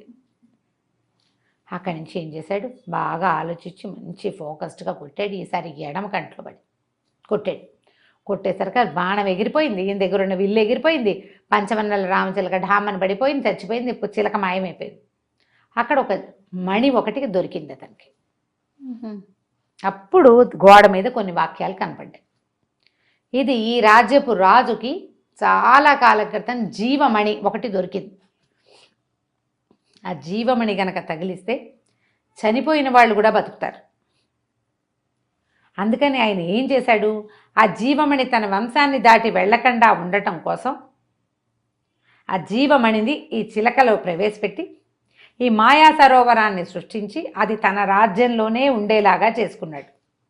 అది ఏ రాజ్యంలో ఉంటే అక్కడ సుభిక్షంగా ఉంటుంది. ఎవరైనా వేరే రాజ్యం వాళ్ళు కనబడితే మణి తరలిపోతే ఇక్కడున్న సుభిక్షత పోయి ఇంకో రాజ్యానికి వెళ్తుంది. అందుకని ఇట్లా ప్లాన్ చేశాడు. దీనికోసం ప్రయత్నించిన వాళ్ళు ఎవరైనా ఇక్కడ బొమ్మలైపోవాల్సిందే, చిలకని కొట్టలేకపోతారు. ఆ జీవమణి కనపడింది, వాక్యాలు కనిపించగానే ఇతను ఏం చేశాడు, దానికో దండం పెట్టి జీవమణిని పట్టుకుని ఇక్కడున్న చలవరాతి మందిరాల్లో ఉన్నారుగా వీళ్ళందరూ, అందరినీ రాయి రూపాల్లో చలవరాతి రాళ్ల రూపాలు ముట్టించేశారు కదా, అందరూ మనుషులు అయిపోయారు. వాళ్ళంతా కోకొల్లలుగా చేరారు ఇతని చుట్టూతా. ఎవరెవరా నువ్వు నాయన, ఎక్కడి నుంచి వచ్చావు, ఏమిటి ఇట్లా చేసావు, మమ్మల్ని ఎలా చేయగలిగావు ఏమిటంటే, అప్పుడు ఇతను వీళ్ళకి ఇదంతా చెప్పి మేము ఈ రాజ్యాలకు వెళ్ళిపోండి, మీరు ఏ రాజ్యం నుంచి వచ్చారు. ఇతనికి జీవమణి సంగతి తెలియదు. ఇతనికి ఏం తెలుసు, అతనికేం తెలియదు. అమ్మాయి చెప్పింది పన్నీటి సరోవరం, దాని గురించి కనుక్కో అని. కానీ ఇక్కడ ఒక మణి ఉందని తెలిసిన వాళ్ళు కొంతమంది అయి ఉండొచ్చు. ఈ సరోవరం గురించి తెలుసుకోవడానికి, పన్నీటి జలకాల గురించి తెలుసుకోవడానికి అయిన వాళ్ళు అయి ఉండొచ్చు. ఎవరొచ్చినా వాళ్ళ రహస్యాన్ని బయటికి తీసుకెళ్ళాలి. చిలకని కొట్టిన వాడికి వెంటనే తెలిసిపోతుంది ఇది మణి అని. ఆ మణిని తీసుకుంటే ఈ రాజ్యం నుంచి అది బయటకు వెళ్ళిపోతుంది. ఇతను ఏం చేశాడంటే, ఎవరిని వాళ్ళ ఇళ్ళకి వాళ్ళని వెళ్ళిపోండి అని చెప్పి ఆ మణిని పుచ్చుకుని రాజుగారి దగ్గరికి వెళ్ళాడు. రాజుకి అప్పచెప్పాడు. దాని రహస్యం విడిపోయింది, ఇది మీ పూజా మందిరంలోనో దేవతా మందిరంలోనో పెట్టేసుకో, ఈ మణి మీ ఇంట్లోనే విడిపోతుంది. దీనికోసం ప్రయత్నం చేస్తూ ప్రాణాలు పోగొట్టుకోకర్లేదు కదా ప్రతి వాళ్ళు అని చెప్పేసి మళ్ళీ బయలుదేరి వెనక్కి ఊరికి వచ్చేసాడు. ఈ సులోచన చాలా మెచ్చుకుంది ఇదంతా వివరంగా చెప్పేసరికి. నువ్వే చెప్పక్కర్లేదు, నువ్వు ఇక్కడికి చేరే లోపల తమ సొంత రాజ్యాలకు చేరిపోయిన వాళ్ళంతా నీ యొక్క సాహసం గురించి చెప్పుకుంటున్నారు. ఆ కథలు ఆల్రెడీ మన రాజ్యంలోకి వచ్చేస్తున్నాయి. చాలా మంచి పని చేసావు, ఎంతోమందికి మేలు కలిగించావు. కొద్ది రోజులు విశ్రాంతి తీసుకో. 5వ ప్రశ్న మళ్ళీ చెప్తాను. 5వ ప్రశ్నలో ఉన్నాము. మరి 5వ ప్రశ్న ఏమిటి, ఆవిడేమడిగింది యువరాణి? ఆ ముందు ఆ రాజ్యం నుంచి వచ్చేసి ఇక్కడ రెస్ట్ తీసుకున్నాడు. కొద్ది రోజులు అయ్యాక యువరాణిని కలిశాడు. ఆవిడేం చెప్పిందంటే, మన రాజ్యానికి ఈశాన్య దిగ్భాగంలో శబ్దభేది అని ఒక పర్వతం, అది చాలా వింతైనదని, అక్కడ ఏవో విచిత్రాలు ఉన్నాయని చెప్తారు. ఏమిటి ఆ కొండ, అక్కడ సంగతులు ఏమిటో కనుక్కొచ్చి చెప్పు. అక్కడ ఎలాంటి రాజ్యం ఉంది, అక్కడ ఏం దొరుకుతుంది, అసలు అది ఏమిటి. శబ్దభేది అనేది ఒక ప్రత్యేకమైన పేరు, అది కనుక్కురమ్మని. సరే ఇతను ఒక 3 నెలలు గడువు అడిగాడు. ఓ గుర్రం వేసుకుని మెల్లిగా బయలుదేరాడు. వెళ్ళాడు. ఇక ఆ కొండకి దగ్గరలో ఉన్న ఊళ్ళల్లోకి వెళ్ళాడు. ఒక ఊరు దగ్గరికి వెళ్తుంటే ఒక అడవి దాటాలి. ఆ అడవిలోకి వెళ్ళేసరికల్లా జంతువులన్నీ పిచ్చెక్కనట్టు పరిగెత్తేస్తున్నాయి. అందులో చిన్నది లేదు పెద్దది లేదు. నేను ఇప్పుడు కుందేళ్ళు లేళ్ళు అవి పరిగెత్తాయి అనుకో, పులో చిరత పులో నల్ల పులో లేకపోతే ఒక సింహమో ఏదో వస్తుంది. ఏనుగులు పులులు కూడా పరిగెడుతుంటే ఏమనుకోవాలి? ఏనుగులు పులులు నక్కలు తోడేళ్ళు కొన్నేమో ఇవి మన ఒంటెలు లాంటివి ఏవో విచిత్రమైన ఉంటాయి, ఇవన్నీ పరిగెత్తేస్తున్నాయి కకావికలుగా. అవి ఏదో ఒకదాని నుంచి కాదు, ఏదో ప్రాణభయం నుంచి తప్పించుకున్నట్టు అన్నీ కలిసి సమూహంగా పరిగెడుతున్నాయి. సరే దూరం నుంచి ఇతనికి ఏం కనపడిందంటే ఒక విచిత్రమైన జంతువు. దాని నోట్లో నుంచి మంట వస్తున్నట్టు కనపడింది ఇతనికి. మొసలే అనిపించింది కాదు, ఒంటే అనిపించింది కాదు, అది ఏమిటో అర్థం కాల. అది ఊపిరి తీస్తుంటే మంట వస్తుంది. ఏదో విచిత్రమైందని ఇతను ఏం చేశాడు, ఇన్ని జంతువులు పరిగెడుతున్నాయి, మనం ఎదురు ఎట్లా వెళ్తాం? ఆ పక్కన ఉన్న చెట్టు ఏదో ఎక్కేసి చిటారు కొమ్మకి ఎక్కి కూర్చున్నాడు. కూర్చునేసరికల్లా ఆ జంతువు కొత్త వాసన కనిపెట్టేసింది. అదొక విచిత్రమైన జంతువుగా ఉంది. దాని పైభాగం మొసలి పోలుసుల్లాగా ఉన్నాయి. ఒంటెలు అవి ఉన్నట్టుగా ఎత్తుగా ఉంది. తోక చాలా పొడుగ్గా ఉంది, ఇలా మందపాటి తోక. పొగలు నోట్లో నుంచి మాత్రం మంటలు వస్తున్నాయి. విచిత్రంగా అది కళ్ళు అటు ఇటు తిప్పి చూస్తోంది బాగా. జంతువులన్నీ పరిగెడితే ఇది కొత్త వాసన తెలిసిపోయిందండి. చెట్టు వైపుకి తిరిగేసింది. ఇతను ఎక్కిన చెట్టు వైపుకి తిరిగేసి అతని మీదకి లంఘించడానికి ప్రయత్నం చేసింది. కత్తి డాలుతోటే వెళ్ళాడు కదా, ఇతను గుర్రం వేసుకొచ్చాడు కదా, గుర్రం దిగి చెట్టెక్కాడు. ఆ గుర్రం కూడా ఆ జంతువులతో సహా పరిగెత్తేసింది. జంతువులకి ఇలా ప్రాణాపాయ స్థితిని తెలుసుకునే లక్షణం ఉంటుంది. అది ఆ జంతువులతో పాటే పరిగెత్తుకుంటూ పోయింది. గుర్రం కూడా లేదు. ఇది తన వైపుకి తిరిగి ఆ చెట్టు మీదకి లంఘించేశారు. అలా కత్తి ఉందిగా, నడువుకు పెట్టుకుని ఉన్నాడు. ఆ కత్తి పెట్టి ఆ తన మీదకి లంఘించినట్టు. అది ఎంత ఎత్తుంది? ఈ చెట్టులో సగానికి పైగా ఉంది ఆ జంతువు. అంత ఎత్తుంది దాని మెడ. బాడీ అది కిందకునే, మెడింత ఎత్తుగా ఉంది, పొడుగ్గా. ఒంటిమేడలాగా కనపడుతోంది, కానీ ఒంటిమేడ కాదు, అదంతా పదునుగా ముళ్ళుముళ్ళుగా ఉంది దాని మెడంతా. ఏదో విచిత్రమైన రాకాసి జంతువు. ఈ మీదకి ఆ చెట్టు మీదకి ఒక ఎగిరింది. ముందు కాళ్ళు అవి ఎగరడానికి వీలుగా ఉన్నాయి. ఈ తన మీద పడుతున్నటువంటి ఈ జంతువుని అతను ఏం చేశాడు, ఆ కత్తి పెట్టి గట్టిగా కొట్టాడు, తోసేసాడు. భయపడలేదు అంతే. అది పడింది కానీ దానికి దెబ్బ ఏం తగల, వెనక్కి పడిపోయింది. అదాటిని ఇప్పుడు 2 కాళ్ళు పైకెత్తి ఇట్లా వేస్తుంటే అక్కడ తన్నేమనుకో, అవును, బ్యాలెన్స్ అవుట్ అయిపోతుంది. పడంగానే పది పెట్టగా అరుస్తుంది. అది అరుస్తుంటే దాని నోట్లోంచి మంట, ముక్కులోంచి పొగ, ఏమిటో గందరగోళంగా. ఇతను ఏం చేశాడంటే చెట్టు మీద నుంచి దూకాడు, ఆ కత్తి పుచ్చుకుని దాని మీద పడ్డాడు. దానికి పైనంతా మొసలి పొలుసుల్లాగా ఉంది, కానీ పొట్ట కింద భాగం మాత్రం మెత్తగానే ఉంది, పైభాగం బరగ్గా ఉంది. ఇక అతను దూకాడు, అది కూడా ఇతని మీదకి లంఘించింది. కాకపోతే అదాటిన పడ్డంతో అది జంతువులను చూస్తుంది కానీ మనుషులను చూసే ప్రాక్టీస్ దానికి లేదు. కొంచెం అంత బాగా తిరగబడిపోలే. మొదట దూకినంత ఫెరోషియస్ లుక్ రెండోసారి కింద పడ్డాక రాలే దానికి. ఇతను ఏం చేశాడు, బాగా గట్టిగా ఎడాపెడా కొట్టేశాడు దాన్ని. కత్తిపోట్ల పొట్టలో బాగా తగిలేసినాయి. స్పృహ తెప్పేసింది, చచ్చిపోయింది అది. అది ఇట్లా చచ్చిపోవటం ఏమిటి, పెద్ద బంటలాగా వచ్చింది.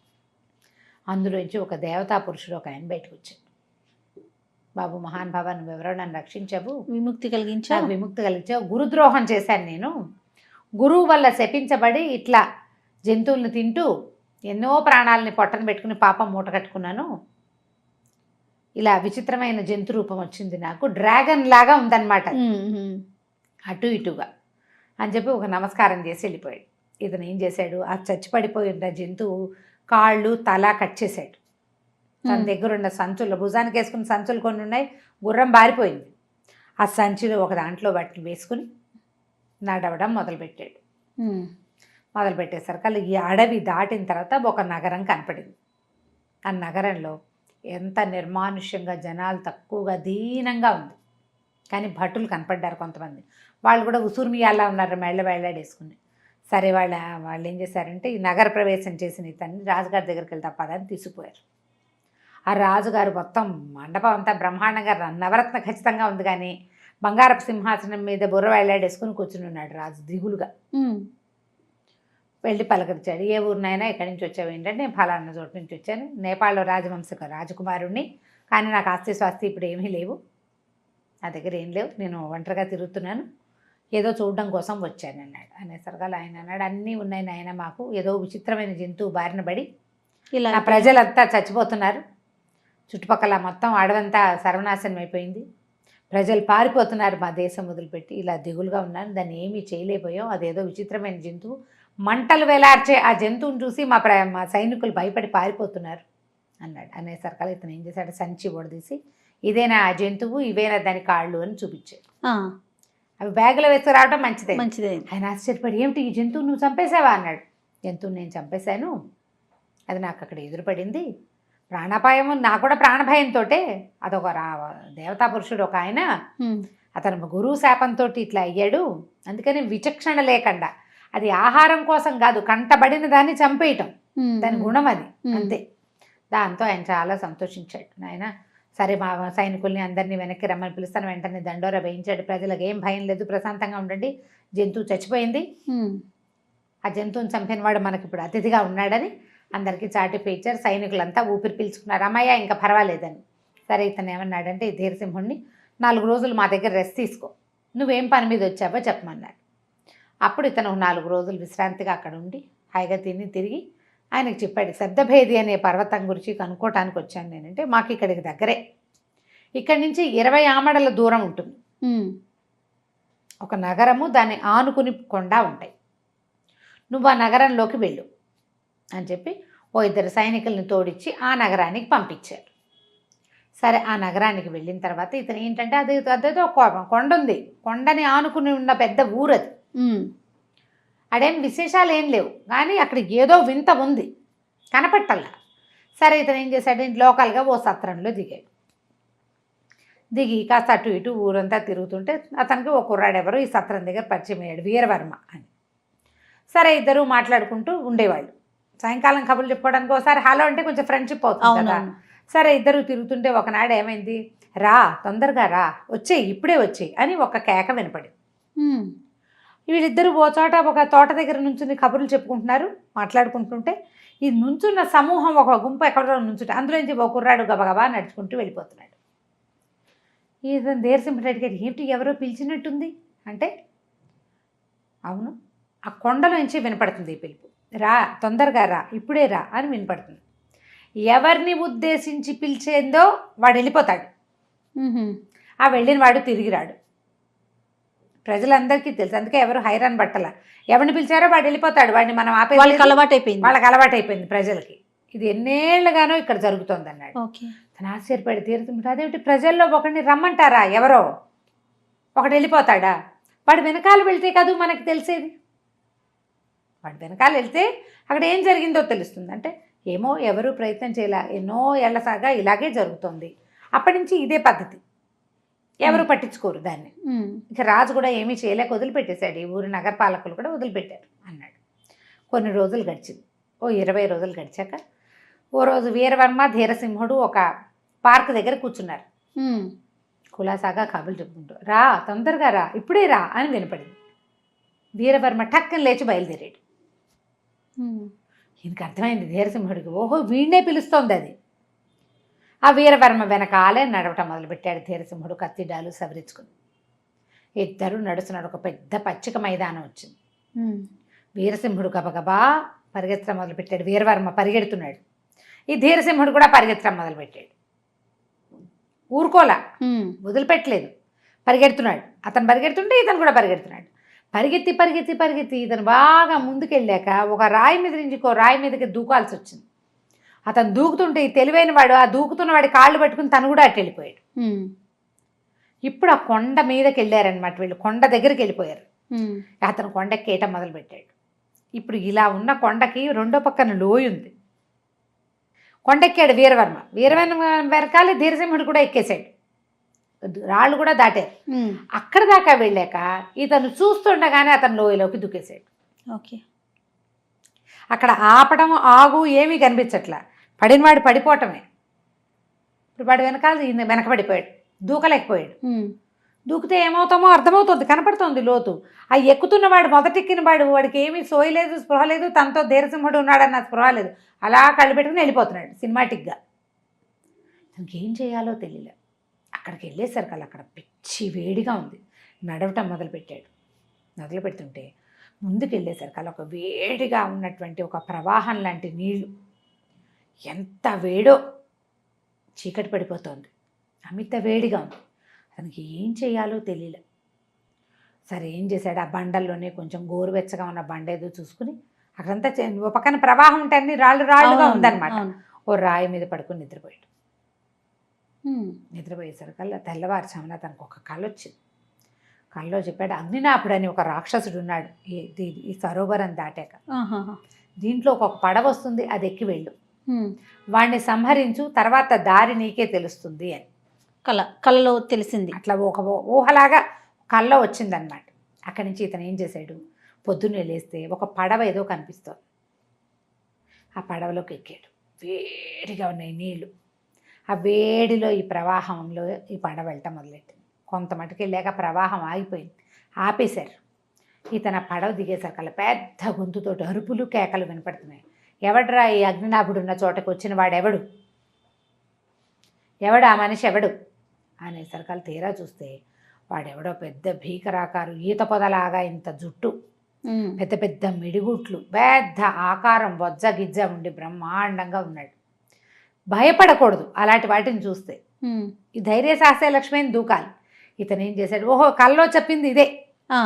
కల్లో ఏం చెప్పింది, ప్రవాహంలో ఓ పడవ వస్తుంది, నువ్వు వెళ్ళు, నీకు అగ్నినాభుడు కనపడతాడు అని. వీడు చెప్తున్నాడు, నేనే అగ్నినాభుడు అని చెప్తున్నాడు కదా. దాంతో ఓహో వీడిని చంపగలం మనకు ముందే ఉంది ప్రబోధం. అక్కడి నుంచి కత్తి తిప్పుతూ మీద పడ్డాడు. కొంతసేపు భీకర పోరాటం తర్వాత అగ్నినాభుడి గర్భంలో ఈ ధీరసింహుడు కత్తి గుచ్చేసింది మొత్తానికి. అగ్నినాభుడు పడిపోగానే ఒక పెద్ద ఉవ్వెత్తున ఒక దేవతా స్వరూపం లాంటి వాడు ఒకడు బయటకు వచ్చాడు. ఇది ఒక వజ్రాల కొండ, దీనికి కాపలా ఉన్నాను నేను. ఈ కాపలాగా ఉన్నందుకు ఆహారంగా దీన్ని ఆనుకునున్న ఊళ్ళో నుంచి ఒక మనిషిని పిలుస్తా, వాడు వచ్చి నాకు ఆహారం అయిపోతాడు. ఇవాళతో నీ వల్ల నీ కత్తిగాటు మానవుడు భయపడకుండా వచ్చి యుద్ధం చేస్తేనే నాకు విముక్తి, నువ్వు వచ్చావు, నాకు విముక్తి లభించింది, వెళ్ళొస్తానని వెళ్ళిపోయాడు. ఓకే. అక్కడి నుంచి దిగాడు. చూస్తే ఈ అగ్ని అయిపోయింది, వెనకల్లా వెళ్ళాలి. ఇక నడవటం మొదలుపెట్టాడు. అక్కడి నుంచి ఇంకో నది కనపడింది. ఆ నదిలో నీళ్లు తెల్లగా వెండి లాంటి ప్రవాహం, నీళ్లుగానే ఉంది కానీ వెండిగా ఉంది. ఓ పడవ కనపడింది. ఇతను ఆ పడవ ఎక్కి ఆ నీళ్లు తాగుదామని వచ్చి నీళ్లలో చేతులు పెట్టాడు. మంచి దాహం వేస్తుంది. అంతకుముందంతా వేడిగా ఉంది కదా, ఆహారం లేదు, తెల్లారిపోయింది కదా. అతను ముందు రోజు సాయంత్రం వచ్చాడు, తెల్లారిపోయింది, మధ్యాహ్నం అవుతోంది. పెట్టేసరికల్లా చేతులు వెండిగా అయిపోయినాయి, నీళ్లు రాలా చేతిలోకి. ఏం చేస్తాడు, అలాగే మెల్లిగా వెండి ప్రవాహం దాటాడు. దిగాడు. దిగితే మళ్ళీ కొండగా ఉందంతా. నడుస్తుంటే కుప్పలు తెప్పలుగా వజ్రాలు వజ్రాలు వజ్రాలు, ఎన్ని రకాల మణులు ఉన్నాయో అక్కడ, అన్ని మణులే. సరే ఏం చేశాడు, మనం గుర్తుగా ఇక్కడ ఇవి ఉన్నాయని చెప్పాలి, ఇది వజ్రాల పర్వతం అని చెప్పాడు అగ్నినాభుడు. అక్కడి నుంచి అన్ని ఏరి సంచిలో వేసుకున్నాడు. వెనకాల నుంచి ఒక వాయిస్ వినపడింది, 6 మాత్రమే తీసుకో, అత్యాశకి పోవద్దు, ఈ 6 నీకు మేలు చేస్తాయి అని ఒక అశరీరవాణిలాగా వినపడింది. సరే ఇతను సంచి బోర్లిచ్చేసి ఒక 6 పెద్ద పెద్ద రాళ్ళు మాత్రం తీసుకున్నాడు. మంచోడు. ఆ చేతులు వేళ్ళు కదులుతున్నాయి కానీ వెండి వేళ్ళుగా ఉన్నాయి, చర్మం లేదు ఇంకా, మంచివాడు అతను. సరే సంచులు వేసినాడు, సంచి భుజాన్ని వేసుకుని నడవటం మొదలుపెట్టాడు. ఒక చక్కటి ప్రవాహం ఒకటి కనపడతాడు. మళ్ళీ కనపడింది. ఈ వెండి ప్రవాహాలన్నీ దాటాక అగ్ని ప్రవాహం దాటాడు, వెండి ప్రవాహం దాటాడు, ఈ కొండంతా దిగాడు, ఈ రాళ్ల కొండంతా దిగి వెళ్తున్నాడు. దిగుతుంటే ప్రవాహం కనపడుతుంది. ఏదో ఒక ఊరు చేరాలి. ఇప్పుడు వెండి ప్రవాహాలు వేడి ప్రవాహాలు అయితే ఇక్కడే ఎక్కడో తిరుగుతూ ఉంటాం. నీళ్లు ఇవి కనిపిస్తున్నాయి.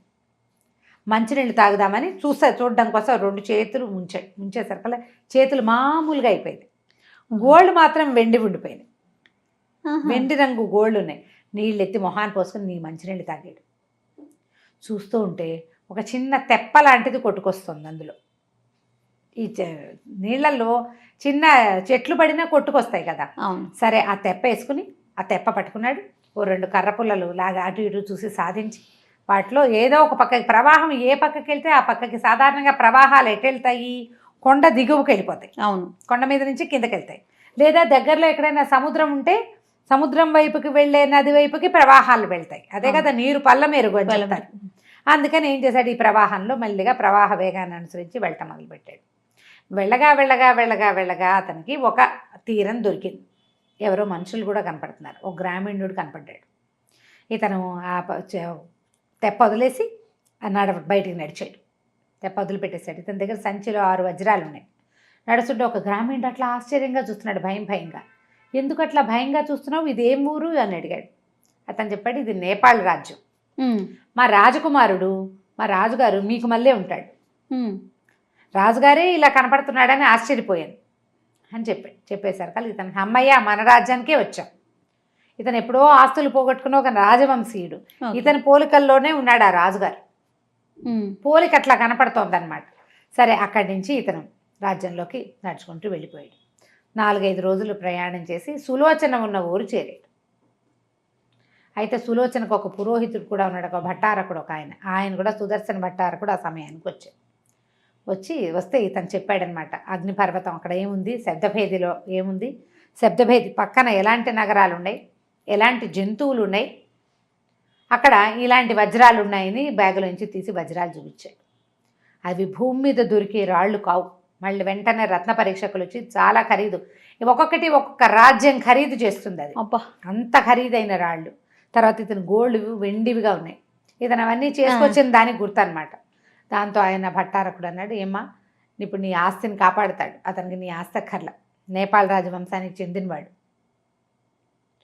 పెళ్లి చేసుకుంటావా మరి అన్నాడు. సరే, ఆవిడ ఏమందంటే, ఎలాంటి కష్టమైన పనైనా సరే డీట్లాగా చేయదలుచుకుంటూ చేసేయటమే. సాహసము ఉంది, ధైర్యమే ఉంది, తెలివి ఉంది, మంచితనము ఉంది, ఇతరులకు సహాయపడే గుణం ఉంది. తను ఏ పని మీద వెళ్ళాడో ఆ పని మాత్రమే చేసుకొచ్చే గుణం మంచి లక్షణం కదా. అందుకని సరే పెళ్లి చేసుకుంటానండి. ఈ 5 ప్రశ్నలకి సమాధానాలు తెచ్చినటువంటి ధీరసింహుణ్ణి సులోచన పెళ్లి చేసుకుంది. కథ కంచికి మనం ఇంటికి. సూపర్. కానీ ఎన్ని ట్విస్టులు పెట్టిందండి. తగినట్టుగానే చేసుకొచ్చాడు కదండి.